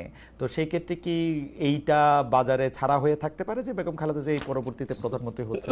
কুড বি হতে পারে। এবং আমি আবার যেটা মনে করি, 2001-06 সালে জনাব তারেক রহমানকে নিয়ে যেসব সমালোচনা ছিল, মানে শেখ হাসিনা পরবর্তী সময়ে আসার পর বাংলাদেশকে যে জায়গায় দেখা গেছে, আমি তো আসলে শেষ পর্যন্ত মনে করি যে সেই জিনিসগুলো আর ওই জায়গায় নেই। আর দ্বিতীয় কথাটা হচ্ছে, তিনি এখন মানুষের সামনে আসছেন। আমি অনেককেই বলতে শুনেছি, তার সমালোচক যারা একটা সময় ছিলেন, তারা তার এই 5th অগাস্টের পর বা তার আগে থেকেও তিনি পাবলিকলি কথা বলছেন, তার সাথে পার্সোনালি দেখা করেছেন অনেকে, যারা তার প্রতি একসময় বেশ ক্রিটিক্যাল ছিলেন, আমি ব্যক্তিগতভাবে জানি, তারা তার মধ্যে একটা মেজর ট্রান্সফরমেশন দেখেন। তবে আপনি যেটা বললেন, ইনফ্যাক্ট সেটা হওয়ারও সম্ভাবনা থাকবে, যদি এরকম অনেক বেশি সেটা সামাল দেয়া না যায়, তাহলে বেগম খালেদা জিয়াকে সামনে রাখা হতে পারে। শেষ দুইটা প্রশ্ন, দুইজনের জন্য একই প্রশ্ন। আমি প্রথম প্রশ্নটা মাসকাত ভাই আপনার কাছ থেকে শুরু করি, ডক্টর জাহিদ রহমানের আমি এটার উত্তর জানতে চাইবো। সেটা হচ্ছে যে ট্রাম্পের শুল্ক ডিল করতে গিয়ে অন্তর্বর্তী সরকার দক্ষতার পরিচয় দিতে পারে না, এটা এরকম অনেকেই বলেছেন। এবং যেহেতু এটা একটা গোপন চুক্তি হয়েছে, এবং সেই গোপন চুক্তিটা যে গোপনভাবে কি হচ্ছে এবং গোপন হচ্ছে, সেইটা আবার সাংবাদিক জুলকারনাইন সাহেবের কাছে তুলে দেওয়ার জন্য ওই কর্মকর্তার চাকরি চলে গেছে, বিষয়টাকে আপনি আসলে কীভাবে দেখেন? মানে আপনি সার্বিক পরিস্থিতি আসলে কিরকম দেখতেছেন? মানে নিরাপত্তা উপদেষ্টা এইখানে, পররাষ্ট্র উপদেষ্টা সেইখানে, গোপন চুক্তিটা আসলে কিরকম, পরে আবার বাণিজ্য উপদেষ্টা, একটু যদি বলতেন মাসকাত ভাই, আমি এটা ডক্টর জাহিদের কাছ থেকেও শুনবো। এই চুক্তিটা তো বোধহয় বিভিন্ন দেশ যারা এই বাণিজ্য চুক্তি নিয়ে আলোচনা করছে আমেরিকার সঙ্গে, তারা সবাই গোপনীয়তা চুক্তি করেছে। এইটা ওই চুক্তিটাকে গোপন রাখা হবে তা না, নেগোসিয়েশনের সময়টাতে গোপনীয়তাটা আহ, বজায় রাখা, এটা অন্যান্য দেশগুলো যদি বজায় রাখে সেক্ষেত্রে বাংলাদেশে বজায় রাখতে অসুবিধা কি? বাংলাদেশ তো পৃথিবী গ্রহের মধ্যেরই একটা দেশ। না, তো নেগোসিয়েশনের সময় এখন গোপনীয়তা তো বলারই অপেক্ষা রাখে না, নেগোসিয়েশনের সময় তো গোপনীয়তা সবসময়ই থাকে। কিন্তু হ্যাঁ, তো সেই এই চুক্তিটাকে আলাদা করে গোপন চুক্তি বলা হচ্ছে কারণ এটার সাথে নিরাপত্তা ব্যবস্থা সম্পর্কিত। বাংলাদেশের জনগণের জানার অধিকার আছে যে ব্যবসা করতে গিয়ে আমি যদি এটার মধ্যে নিরাপত্তার ব্যবস্থাটা সামনে আসে তাহলে এইটা কতটা কি আমরা করব, এটা তো কোথাও না কোথাও একটা বলার দরকার আছে। আমরা তো একটা কাগজ দেখে এটা জানবো, ব্যাপারটা এরকম না। এবং নেগোসিয়েশন পর্যায়ে গোপনীয়তার কথা বলা আমাদেরকে আন্তর্জাতিক চুক্তি সম্পর্কে শাক দিয়ে মাছ ঢাকার নামান্তর।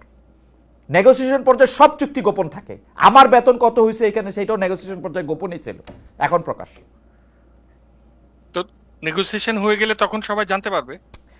কিন্তু এইটাকে যে বলা হইতেছে যে এটাকে বলাই যাবে না, গোপনই রাখতে হবে, সেইটা তো হচ্ছে একটা আলাদা। নেগোসিয়েশনের সময়টাতে বলা যাবে না, এটা তো আপনি দেখেন আসিয়ানভুক্ত যে দেশগুলো আছে তাদের প্রত্যেকটা দেশের মিডিয়ায় দেখেন তারাও এটা বলছে যে এটা এই আলোচনার সময় এইটা গোপনীয়তা বজায় রাখা হবে। কারণ ভারতের সঙ্গে যখন আলোচনা হয়েছে আমি তখন তো মানলাম, ওটা কিন্তু এটার মধ্যে তো শুধু পরিষ্কার করা টেরিফ হয়নি। নিয়ে আলোচনা হইতেছে না, এটার মধ্যে সেফটি সিকিউরিটি সাথেও একটা দুইটা ক্লজ এরকম আছে যেটার মধ্যে সেফটি সিকিউরিটি প্রসঙ্গ কিছু জিনিস চাওয়া হইতেছে। অন্যান্য কোনো দেশের কোনো চুক্তির মধ্যে কি এরকম একটা ক্লজ আছে? আমি কিন্তু আরো 3-4টা মানে চুক্তি হয়ে যাওয়ার পর আরো কয়েকটা চুক্তি দেখছি, কারোর মধ্যে এরকম নাই। আমরা এই যে ভিয়েতনামের কথা বলি, আমরা যে আরো দুই একটা থাইল্যান্ড হ্যাঁ থাইল্যান্ড, হ্যাঁ এইসব আপনাদের দেশের কথা শুনি এরকম। এমনকি পাকিস্তানের সাথেও কিন্তু এরকম কথা নাই যে মানে ট্রেড এন্ড টেরিফ চুক্তির মধ্যে ওরকম একটা ক্লজ থাকবে, এরকম নাই। ব্যাপারটা হচ্ছে এইটা আপনি কিভাবে দেখেন? মানে এইটা কি ঠিকই আছে? আপনি মনে করেন যে ইটস লাইক সরকার রাইট ট্র্যাকে? আমি শুধু এইটাই জানতে চাইতেছি, কারণ এটা নিয়ে আপনার সাথে আমার আসলে ক্যামেরার বাইরেও বুঝতে হবে, কারণ আমি তো ভালো বুঝি না। সামনে দিয়ে যা বুঝলাম সেইটা আপনার কাছে জানতে চাইলাম। আপনার কাছে কি মনে হয় সরকার ঠিকই আছে? আমার কাছে তো মনে হয় যে সরকার যে নেগোসিয়েশনটা করছে এটা করার পরে চুক্তিটা হলে তখন আমরা জানতে পারবো, যখন তখন আলোচনা করে সুবিধা হবে না? মানে আপনার কি মনে হয় যে ওকে, আমরা অ্যাপ্রিহেনশনের নিয়ে এত আলাপ কি করতে পারবো যে কি চুক্তি হচ্ছে সেটা না জেনেই আমরা কি আগেই বলে বসবো যে দেশ বেচে দিচ্ছে? মানে এগুলো তো আসলে আহ, আমার মনে হয় যে রাইট। আমরা বেশি না, কারণ কারণ আমরা আমরা কেন ভয় পাই? সরকারের পররাষ্ট্র সচিব, পররাষ্ট্রমন্ত্রী সংবাদ সম্মেলন করে বলে যে এখানে একটা করিডোরের কথা বলা হইতেছে। এরপর আবার নিরাপত্তা সচিব বলে না, এখানে করিডোর না, এইখানে আসলে কথা হইতেছে হচ্ছে একটা মানবিক করিডোরের।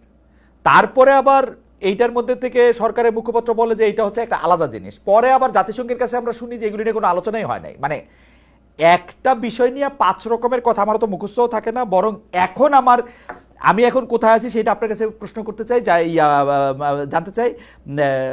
ডক্টর জায়েদের কাছে যাওয়ার সময় খালেদ ওর সো কল্ড জার্নালিস্টের লাইফে এনসিপির যে সমালোচনা করছে তা 17 বছর আওয়ামী লীগের 1% করে নাই। সো কল্ড জার্নালিস্ট ভালো। ইব্রাহিম খলিল, খালেদ মহিউদ্দিন আজকে আবার হাসনাতের রাস্তার প্রতিবাদের বিষয়টা নিয়ে কথা বলা থেকে বোঝা যায় সাংবাদিক হিসেবে তার নিজের মত মানুষের মধ্যে চাপিয়ে দেওয়ার প্রচন্ড মানসিকতা আছে। ওকে ডক্টর জায়েদ, আপনি একটু বলেন যে এই সরকার ঠিক জায়গায় আছে কিনা, ঠিক নিতে করছে না কিনা? পারলে হ্যাঁ, খুব খুব কঠিন রাজনীতি করা। মানে এটা আওয়ামী লীগের মতো আচরণ যদি আওয়ামী লীগ, নতুন আমি আপনাকে ছেলেমেয়েরা বলি করে আমি তো আপনাকে বলি মাসকাত ভাই, সাদ্দাম কেমনে গাড়ি চড়ে, এটা চড়ার জন্য সাদ্দামের লোকজন হাজার হাজার ফেসবুক, মনে আছে আমার। ওইটা কইলে আপনি আমার সান্ত্বনা দিতে বাধ্য হয়েছিলেন পাকিস্তানে যে ভাই তুমি কিছু মনে করো না বা তুমি এগুলির স্বাভাবিকভাবে নাও। আপনি সান্ত্বনা দিছিলেন, আরো অনেকে সান্ত্বনা দিছিল, কারণ দে নিউ যে এটা কেমনে চলতেছে। একই জিনিস ওরা করে এবং ব্যাপারটা সেম হচ্ছে যে ম্যানারে সেম জায়গা থেকে। আমার ধারণা ছাত্রলীগের লোকগুলিরই চাকরি দিছে ওরা আবার, আমার ধারণা। না, এইটা ব্যাপারটা হচ্ছে যে বাংলাদেশ তো পৃথিবী গ্রহের বাইরে না, পৃথিবীর সব দেশে সাংবাদিকদের দায়িত্বই হচ্ছে বিভিন্ন রাজনৈতিক দলের ত্রুটি বিচ্যুতিগুলো বের করা। এই প্রশ্ন নয় প্রশংসা করতে এসেছি তাদের কাজ না, তাদের কাজ হচ্ছে প্রশ্নই করতে এসেছি, প্রয়োজনে নিন্দা করতে এসেছি। এই কালচারে অভ্যস্ত হতে না পারলে এটা কোনো রাজনীতি হবে না। আচ্ছা, এটা যাই হোক। আমার মনে হয় যে সবাইকে শিখতে হবে, নতুন প্রজন্ম না শিখলে তো খুবই এটা হতাশাব্যঞ্জক হবে। ওকে, ডক্টর জায়েদ, আপনি কি মনে করেন? আপনাকে ধন্যবাদ মাসুদ ভাই। ডক্টর জায়েদ, আপনার কাছে কি মনে হয় যে মানে সরকার এখানে ঠিকই আছে কিনা, মানে সরকারের কার্যক্রম পর্যবেক্ষণগুলি? ট্যারিফ আমার প্রশ্ন। আরেকজন প্রিয় দর্শক আমাকে বলেছেন যে Khaled, you should study first about Vietnam এবং থাইল্যান্ড, কি জানি একটা লিখছে উনি। ও আচ্ছা আচ্ছা, Reza Wajed. Khaled Mohiuddin, you should study properly about Thailand, Vietnam. Okay, চেষ্টা করবো ভাই। আচ্ছা, আমি আমি আমি জি। সরকারের ক্ষেত্রে, এই আমাদের জি। সরকারের ক্ষেত্রে কেন আমরা ট্রেডের বাইরে এসব ইস্যু আনছি, তার প্রধান কারণ হচ্ছে আমরা ট্রেড ডেফিসিট ট্রেড দিয়ে আসলে কমাতে পারতাম না। আমি এটা নিয়ে বিস্তারিত কথা বলেছি, বিস্তারিত ভিডিও বানিয়েছি। আমার প্রথমেই প্রিজাম্পশন ছিল, ধরুন আমরা $8 বিলিয়ন এক্সপোর্ট করি আর অ্যারাউন্ড $2 বিলিয়ন আমরা ইম্পোর্ট করি, 6 বিলিয়ন এটা খুব বেশি কমানো সম্ভব না, কারণ আমাদের প্রধান যে ইম্পোর্ট গুডস আছে এগুলোতে আসলে ট্যারিফ অলমোস্ট ছিল না, দুইটাই ছিলই না, কটন এবং সয়াবিনে। দুইটাই খানিকটা ছিল আমাদের ওই যে আয়রন এবং স্ক্র্যাপ আয়রন, এবং আরেকটা হচ্ছে এলএনজি তে 4 আর 5%, ওটা কমিয়ে দিলেও বাকি। এর মধ্যে এলএনজিটা আমরা সরকার যদি যেহেতু ইম্পোর্ট করে, সে সম্পূর্ণ আমেরিকা থেকে আনতে পারে, মিডল ইস্ট থেকে আনবো না। আমি কাতার, ওমান থেকে আনতাম, ওটা বাদ দিলাম, সব আমেরিকা থেকে আনবো। ওই যে গম কিনতে চাইলো, বোয়িং কিনতে চাইলো, তার মানে সরকারকে কিনতে হবে অথবা অস্ত্র কিনতে হবে কিছু একটা। দ্যাট ওয়াজ মাই প্রিজাম্পশন, এবং বোয়িং কিনবে এখন 25টা বলা আচ্ছা হচ্ছে। ডক্টর জায়েদ, এটা দিয়ে আসলে আলটিমেটলি জি। আমি এইটা বোঝার জন্য আপনি আমাকে একটু বলেন তো, আমরা কি বিভিন্ন দেশের সাথে ব্যবসা করি না ওরা আমাদের চ্যারিটি করে? আমরা সারা জীবন ব্যবসা করি, কষ্ট অবশ্যই। করে 1 টাকার জিনিস ওগরে পাঠাই, ওরা এটার মধ্যে 15 টাকা লাগায়া 20 টাকায় বেচে। ওগো ওগো কিছু যায় আসে না। ভারত আমাগুলোকে চুক্তি বন্ধ করে দেয়, আমরা কিছু কইতে পারি না। আমেরিকা আমগরে ট্যারিফ দিয়ে দেয়, আমরা কিছু কইতে পারি না। মানে সব জায়গা থেকে আমরা ভিক্ষা লই নাকি? মানে ঘটনাটা কি একটু এটাও যদি না, এখানে একটা প্রবলেম না না না, এখানে আমি আবার এই ইস্যুর ক্ষেত্রে আমি আবার হ্যাঁ। ট্রাম্পের আবার দারুণ ইমানের জোর দেখি এখানে। হ্যাঁ। আমি ট্রাম্পের ইমান দেখি কেন, ফাইনালি বাংলাদেশের সাথে যে 14টা দেশের ট্যারিফ ঝুলেছিল এর মধ্যে কিন্তু জাপান এবং সাউথ কোরিয়াও ছিল। ইভেন ইন্ডিয়াকে যে ট্যারিফ দেওয়া হয়েছে 25%, ইন্ডিয়া কিন্তু এক্সপেকটেশন বেশি ছিল। ইন্ডিয়ার ও মোদিকে বন্ধু টন্ধু বলে, কিন্তু ওর জায়গায় ট্রাম্প কিন্তু আমি দেখি তার বেশি ইমানের জোর আছে। সে সাউথ কোরিয়াকে ছাড়ে নাই, সে জাপানকে ছাড়ে নাই। তো আমাদের প্রবলেম যেটা হয়েছে, আমরা আসলে বিজনেস দিয়ে এই ট্রেড ডেফিসিট কমাতে পারতাম না, ফলে অনিবার্যভাবে আমার অন্য একটা ট্রেড অফ করতে হইতো। এখন প্রবলেম যেটা দাঁড়ালো, ওর মধ্যে সিকিউরিটি ইস্যু ঢুকে গেছে। আমি লিকড যে ডকুমেন্ট আছে সেটা সরিয়ে রাখি। ফজল কবির খান প্রথমবার আলোচনার পর দেশে এসে বলেছেন যে আমেরিকা আমাদের সাথে একটা ফ্রেমওয়ার্ক এগ্রিমেন্ট করতে চায়, যেখানে সিকিউরিটিও খুব ইম্পর্টেন্ট ইস্যু হিসেবে আছে। উনি পাবলিকলি এই কথা বলেছেন। এখন সিকিউরিটি ইস্যু হিসেবে থাকা মানে মিয়ানমার, এর মধ্যে শুধু করিডোর না, রোহিঙ্গাদেরকে ট্রেনিং দিয়ে এখন আরাকান আর্মির সাথে ফাইট করতে পাঠাবে, এটা ইন্টারন্যাশনাল ক্রাইসিস গ্রুপ তার রিপোর্টে বলছে। তারপরে ইন্দো প্যাসিফিক স্ট্র্যাটেজির সাথে কতটুকু আমরা ইনভলভড হব, এসব আলাপ আলোচনা আছে। এগুলো থেকে থাকতে পারে, বা আমেরিকান অস্ত্র কেনার জন্য তো আমাদের ওই যে জিসোমিয়া যে চুক্তি আছে সেটা সাইন করতে হবে, তার সাথে আবার মানে সাপ্লাই রিলেটেড যে চুক্তি আকসা, এটা সাইন করা হবে কিনা, এসব নানান ইস্যু আছে। এগুলো খুব খারাপ চুক্তি তা বলছি না, কিন্তু এগুলো করা হচ্ছে কিনা আমাদের জানা দরকার আছে। এবং আমার একটা অন্য অ্যালার্মিং আছে, সেটা হচ্ছে এইরকম, এগুলো কি করছি আমরা, এগুলো করার মাধ্যমে সরকার কি কোনো ট্রেড অফ করছে? এই যে সরকারের মধ্যে একটু বেশি দিন ক্ষমতায় টাকার আলাপ আছে, যদি সেটা হয় যে ঠিক আছে আমি এগুলো করছি, সাথে আমি এটাকে একটু যদি আগায় নেই, তুমি আমাকে একটু সমর্থন করো। কিন্তু ডক্টর রহমান, আমি আপনার সাথে এই জায়গায় আমি বিনয়ের সাথে দ্বিমত পোষণ করে, আমি সরকারের মধ্যে বেশি দিন থাকার লক্ষণ একদমই দেখতে পাচ্ছি না। সেই জন্য ওনারা যা করতেছেন তাড়াতাড়ি করতেছেন। ওনাদের মধ্যে মানে এই প্রশ্নটা আমার শেষ প্রশ্ন, কিন্তু আপনি ট্রেড অফের কথাটা বলে আপনি ভালো করছেন। আমি শেষ প্রসঙ্গটা আসি, তাহলে আপনি একসাথে বলে দিন। আমি মাসকাত ভাইয়ের কাছে আপনার কথা শুনে সেটাতে যাব। শেষ প্রসঙ্গ হচ্ছে ডক্টর ইউনূস যেসব কাজগুলি নিজের জন্য করছেন, এটা যে কনফ্লিক্ট অফ ইন্টারেস্ট হইতেছে, এটাকে উনি বুঝা করতেছেন। উনি ম্যান পাওয়ার সাপ্লাই করার একটা ইয়া খুললেন, উনি ওনার নিজের ট্যাক্স বাতিল করলেন, উনি গ্রামীণের জন্য একটা আলাদা ওয়ালেট করলেন, আরো অনেক কিছু করলেন, 5G লাইসেন্স, ইউনিভার্সিটি করলেন সেগুলি। এবং জিজ্ঞেস করলে বললেন যে আমি তো এখানে কেউ আমার এগুলো আমার না, আমি শুধু ট্রাস্টি। এখন পৃথিবীতে সবকিছুই ট্রাস্টি, বিল গেটসের জিনিসও বিল গেটসের না, সবই ট্রাস্টি। আমারও টাকা হইলে আমি ট্রাস্টি হয়ে যাবো। এগুলি কি আসলে কনফ্লিক্ট অফ ইন্টারেস্টে উনি বুঝতে পারেন, বুঝা করেন নাকি? এবং উনার কারণে, মানে আমার রিডিং হচ্ছে, আমি এনসিপির সমালোচনা করি, কিন্তু যত কিছু হয়েছে এগুলি ডক্টর ইউনূসের কারণে। এবং উনার যেহেতু পথ দেখাইতে উনি পারেন নাই, আমি উনাকে বলবো যে উনি লজ্জাহীনভাবে কনফ্লিক্ট অফ ইন্টারেস্টের কাজগুলি উনি করছেন একজন বড় মানুষ হইয়া, সেজন্য বাধ্য হয়েছে পোলাপানগুলি এগুলি অনেক কিছু এরকম করতে। আমি একদম এটা আমার বলতে দ্বিধা নাই আসলে, জেল জরিমানা যাই হোক। আমার রিডিংটা আমি বললাম, আমি একটু আপনার কথা একটু শুনতে চাই। জি, আমি একেবারেই একমত। মানে তার মাপের একজন মানুষের কাছ থেকে এই ধরনের প্রবণতা একেবারেই ভালো না।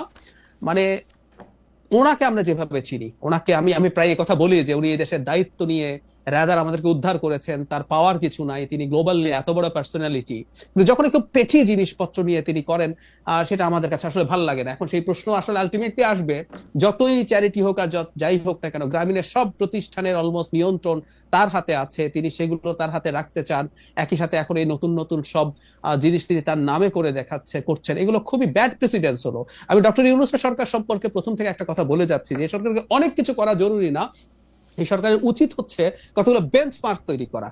ছোট ছোট কিছু কাজের যদি কতগুলো বেঞ্চমার্ক উনি তৈরি করতেন, তাহলে সেই বেঞ্চমার্ক গুলো আমাদের কাজে লাগতো। আমরা পরবর্তী কোনো সরকারকে চাপে ফেলার জন্য বলতে পারতাম উনি এটা করেছেন, উনি এটা করেছেন, আপনি কেন পারবেন না, আপনি আরো এত নির্বাচিত সরকার হয়েও। কিন্তু উনি যে বেঞ্চমার্কটা তৈরি করলেন তার পার্সোনাল প্রতিষ্ঠানগুলো নিয়ে, এটার ওনারশিপ যেখানেই থাকুক না কেন, যাই থাকুক না কেন, এটা খুবই অসুন্দর হয়েছে ইন এনি কনসিডারেশন। আমিও আপনার সাথে একেবারেই একমত।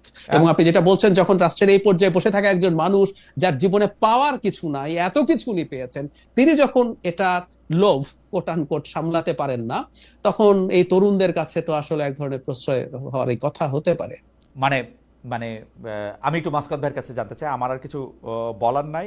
এবং ডক্টর মোহাম্মদ ইউনূস নিজের এইখানে নিজের একটা সেক্রেটারিয়েট টেবিলে বসে একটা গ্রামীণ ওয়ালেট দিচ্ছেন, একটা গ্রামীণ ইউনিভার্সিটি দিচ্ছেন, একটা কি বলে ম্যান পাওয়ারের দিচ্ছেন। মানে আমার কাছে এটা প্র্যাকটিক্যাল, আমার সত্যি আবার ডিস্টোপিয়ান মনে হয়। আমার কাছে মনে হয় যে ডক্টর ইউনূস এগুলি সাইন করতেছেন, কেমনে করতেছেন মাসকাত ভাই, আপনি আমার একটু বলেন তো, মানে কেমনে বা কে নিয়ে তার সামনে এই ফাইলগুলি দিচ্ছে? মানে আমার কাছে মনে হচ্ছে যে এগুলোর যে ধরেন অর্থনৈতিক লাভালাভ, সেগুলো কি ইউনূস নিজে এনজয় করবেন ভবিষ্যতে, আপনার মনে হয়? হ্যাঁ, 200 লোককে চাকরি দিবেন চিটাগং এর, তারপরে নিজে ট্রাস্টি বোর্ড ওইটাই হিসেবে যে মিটিং আমার করে ধারণা যে বিদেশে ওনার একটা ঘুরবেন। আমি আমি মানে জাস্টিফিকেশন লিগ হতে চাচ্ছি না, আমার অবজারভেশন হচ্ছে যে ম্যানেজারিয়াল স্কিল উনার আছে এবং উনি এই নির্বাচন হয়ে যাওয়ার পরে অবসর জীবনে কি করবেন সেটার জন্য কিছু অ্যাসাইনমেন্ট নেয়ার চেষ্টা করছেন। তো এই কাজগুলো তিনি স্বচ্ছতার সঙ্গে করেন কিনা সেটা আমরা দেখব। তবে আরেকটা জিনিস হয়তো আমরা একটু ভুলে যাচ্ছি উনাকে সমালোচনা করার সময়, যে শেখ হাসিনা গিয়ে তো উনি একা শত্রু নন আমাদের। মানে আমরা ভারতীয় মিডিয়া এবং ভারতীয় প্রশাসন থেকে যেরকম এক ধরনের প্রোপাগান্ডার সম্মুখীন হয়েছি, সেখানে অধ্যাপক ইউনূসের ইমেজের কারণেই এখন পর্যন্ত আমরা একটি আফগানিস্তান হিসেবে চিত্রিত হইনি আর কি। আমার কাছে এটা খুবই এরকমটা একমত, মনে এটা হচ্ছে। খুবই একমত। হ্যাঁ, না, এটা ঠিক আছে। আমি সেটা আমি কাজে আমি একটু দিয়েছে। আমি একটু দ্বিমত পোষণ করি মাসকাত ভাই। প্রথম কথা হচ্ছে ভারতীয় মিডিয়া, ভারতীয় প্রপাগান্ডা আমাকে একটু টাচ করতে পারে না, কারণ ওদেরকে আমি দেখি না আজকে থেকে না। আমি যখন ডয়েচে ওয়েলে বাংলায় ছিলাম, বাংলা বিভাগের প্রধান হিসাবেও পশ্চিমবঙ্গের কোন মিডিয়াগুলি আমাকে দেখতে হবে না সেটা আমি বুঝতাম, তাই সেটা আমাকে প্রফেসর করে না। কিন্তু আমি আপনাকে যখন এই প্রশ্ন করতেছি যে doctor Mohammad Yunus conflict of ইন্টারেস্টে কাজ করতেছেন কিনা, আপনি ভারতীয় মিডিয়া, ভারতীয় প্রপাগান্ডার কথা কেন আনবেন? এর একটাও তো অসত্য না, এর একটাও তো তিনি অস্বীকারও করেন নাই, এর একটাও তো আমরা বানায় বলতেছি না। আর না, আমি এটার প্রসঙ্গে বলছি না, আমি এই প্রপাগান্ডার কথা বলছি না। আমি বলছি যে ভারতীয় মিডিয়া যখন বলছে যে বাংলাদেশ জঙ্গিদের কবলে চলে গেল, এই যে ন্যারেটিভটা 16 জুলাই থেকে শুরু করেছিল গত বছর, ওইটা অধ্যাপক ইউনূসের কারণে, তার কারিশমার কারণে পশ্চিমা মিডিয়া মাসকাত ভাই এই কথাটাও আমি আমি সামান্য একটু নুক্তা দিতে চাই। সেটা হচ্ছে ভারতীয় মিডিয়া বললে আমরা ধ্রুব রাঠির কথা ভুলে যাই, ভারতীয় মিডিয়া বললে আমরা অর্কের কথা ভুলে যাই, ভারতীয় মিডিয়ার কথা বললে আমরা স্ক্রিপ্ট থেকে শুরু করে অনেক বেশি পঠিত অনেক কিছুর মানে আমি নাম ভুলে যাই। ওরা কিন্তু জুলাই আন্দোলনের সময় কি হয়েছে, কেমনে মানুষ মারা হইতেছে, কেমনে শেখ হাসিনা বর্বরতা করতেছে, এগুলি ভালোভাবে তুলে ধরছে। আমরা পড়তে পছন্দ করতেছি সস্তা যেগুলি ওরাই পড়ে না। আনন্দবাজারের ওই ছেলেরে কলকাতার কেউ চিনে না, আপনার অনেক বন্ধু আছে, আপনি জিজ্ঞেস করে দেখেন, এই ঘটনার আগে কেউ চিনতো না ওরে আমরা চিনাইছি না। এখন ধরেন সচেতন মানুষ কয়জন থাকে? এই ধরুন এই যে অর্ক ভাদুরীর ভ্লগ কজন মানুষ দেখেন, ডক্টর জাহেদের ভ্লগটা যতজন মানুষ দেখেন, কিন্তু মানুষ আসলে কিন্তু সস্তা এবং এরকম উত্তেজনাকর আজে বাজে জিনিস দেখতেই পছন্দ করে, এবং সেটা মানুষের মনোজগতে কিছুটা হলেও প্রভাব বিস্তার করে। সেই ক্ষেত্রে আমার কাছে মনে হয়েছে যে যেরকম একটা প্রবণতা ছিল বাংলাদেশকে আফগানিস্তান প্রমাণের, ওইখানে অধ্যাপক ইউনূসের ইমেজ আমাদের কাছে কাজে লেগেছে। তারপরে উন্নয়ন বাজেট বা বিভিন্ন বাজেট থেকে ব্যয় সংকোচনের ব্যাপার, তারপরে কিছু ঋণ শোধ করা, মোটামুটি ভাবে আপনি যদি দেখেন যে মোটামুটি ভাবে অধ্যাপক ইউনূসের সময় বাজার দর স্থিতিশীল। আপনি খুব, আমার ধারণা যে এরপর একটু কথা বলেন দেশের তৃণমূলের সাধারণ মানুষের কাছে, হ্যাঁ, যারা এত ধরুন বড় বড় বিষয় নিয়ে চিন্তা করেন, নিজের ছোট্ট জীবনটা নিয়ে আলাপ করে, ওনারা আমার ধারণা যে অধ্যাপক ইউনূসের এই সময়টাতে খুশি এবং এই নির্বাচনটা সামনে উৎসবের সঙ্গে আয়োজিত হবে এটার জন্য অপেক্ষা করছে রাইট। সবাই। আমারও সেটাই আশা যে সাধারণ মানুষ যদি ডক্টর মোহাম্মদ ইউনূসের এই সময়টাতে খুশি থাকেন তাহলে আমিও খুশি। একটা সেকেন্ড একটা কথা একটু জি যোগ করি, জি একটা জি সেকেন্ড একটা জি জিনিস জি একটু যোগ করি। জি জিনিসপত্রের দাম যে স্থিতিশীল আছে, আমাদের আজকে আলোচনার সুযোগ নেই। আমরা যদি হুম, অর্থনীতি নিয়ে একদিন আলোচনা করি, আমাদের ইনফ্লেশনের একটা ডাউনওয়ার্ড ট্রেন্ড আছে, মোটামুটি স্টেবল আছে, কিন্তু মানুষের ইনকাম ভীষণ ভাবে কমে গেছে, মানুষ কনজিউম করতে পারছে না, আমাদের অনেকগুলো ইন্ডিকেটর আছে। না সুতরাং মানুষ যতটা ভালো থাকার কথা ছিল, মানুষ আসলে অতটা ভালো বা নেই। আবার আবার এবং আবার আমি আবার আবার আবার একটু জি মাসকত ভাই সুরে সুর মিলে আমি এটা বলতে চাই, যতটা খারাপ হওয়ার কথা ছিল তার থেকে একটু ভালো আছে। যে বেঁচে এইটাও তো আমরা একটু আছি, দেখতে পারি। আয়না আমরা ঘরে তো নেই, তাই না? আমরা আয়না না, এবং সবচেয়ে না খালিদ ভাই, সবচেয়ে বড় কথা হচ্ছে হ্যাঁ, শেখ হাসিনাকে আমরা খেদাইতে পারছি ভাই। এটার পর বাকি কাজগুলো আমরা করে ফেলতে পারবো, আমরা বাকি সেটাই, কাজ করে ফেলতে পারবো, একটু হ্যাঁ। সমস্যা হবে, আমরা করে ফেলবো। আমার না, মনে এবং সাম্প্রতিক সময় খালেদ একটা হুম লাস্ট কথা, হুম এই যে ছাত্রলীগ, ছাত্র দল শহীদ মিনারটা ছেড়ে দিল এনসিপি কে, হুম হ্যাঁ, হুম এবং নিজেরা চলে গেল একটা জনসভা করার জন্য তারা হুম শাহবাগে। এই হুম, যে একটা বন্ধুত্বপূর্ণ সম্পর্ক, এইরকম একটা রাজনৈতিক সংস্কৃতি আমরা চাই, যে আপনাকে বিভিন্ন দলের মধ্যেই অতীতের মতো এই যে আওয়ামী লীগ যে কালচারটা চালু করেছিল হুম ওটা না থেকে, তিক্ততার সম্পর্ক না হয়ে হুম এইরকম একটা সভ্য সম্পর্কই হোক নতুন সভ্য সমাজে আর কি, এরকম বাংলাদেশ আমরা জনাব প্রত্যাশা মাসকাত হাসান, করি। আপনাকে অনেক ধন্যবাদ আপনার সুচিন্তিত বক্তব্যের জন্য। ডক্টর জাহেদ রহমান, আপনি তো বরাবরই আমাদেরকে বিভিন্ন যুক্তি দিয়ে আলোকিত করেন, আজকেও তাই। অনেক দর্শক আমাদেরকে দেখেছেন, অনেক দর্শক আপনাদের বক্তব্যের সাথে একমত হয়েছেন, কেউ কেউ একটু দ্বিমত করেছেন। তো সব মিলিয়ে আমরা আজকে, আমি বলতে পারি আমি এবং আমার দর্শকরা আপনাদের উপস্থিতি অনেক বেশি উপভোগ করেছি। নিশ্চয়ই আপনাদের সঙ্গে ভবিষ্যতে আরও দেখা হবে, ক্যামেরার সামনে, ক্যামেরার বাইরে, অনুষ্ঠানের বাইরে। সেই পর্যন্ত আপনাদের অনেক অনেক ধন্যবাদ এবং দর্শকদেরকেও অনেক ধন্যবাদ জানিয়ে আজকে এখানেই শেষ করছি।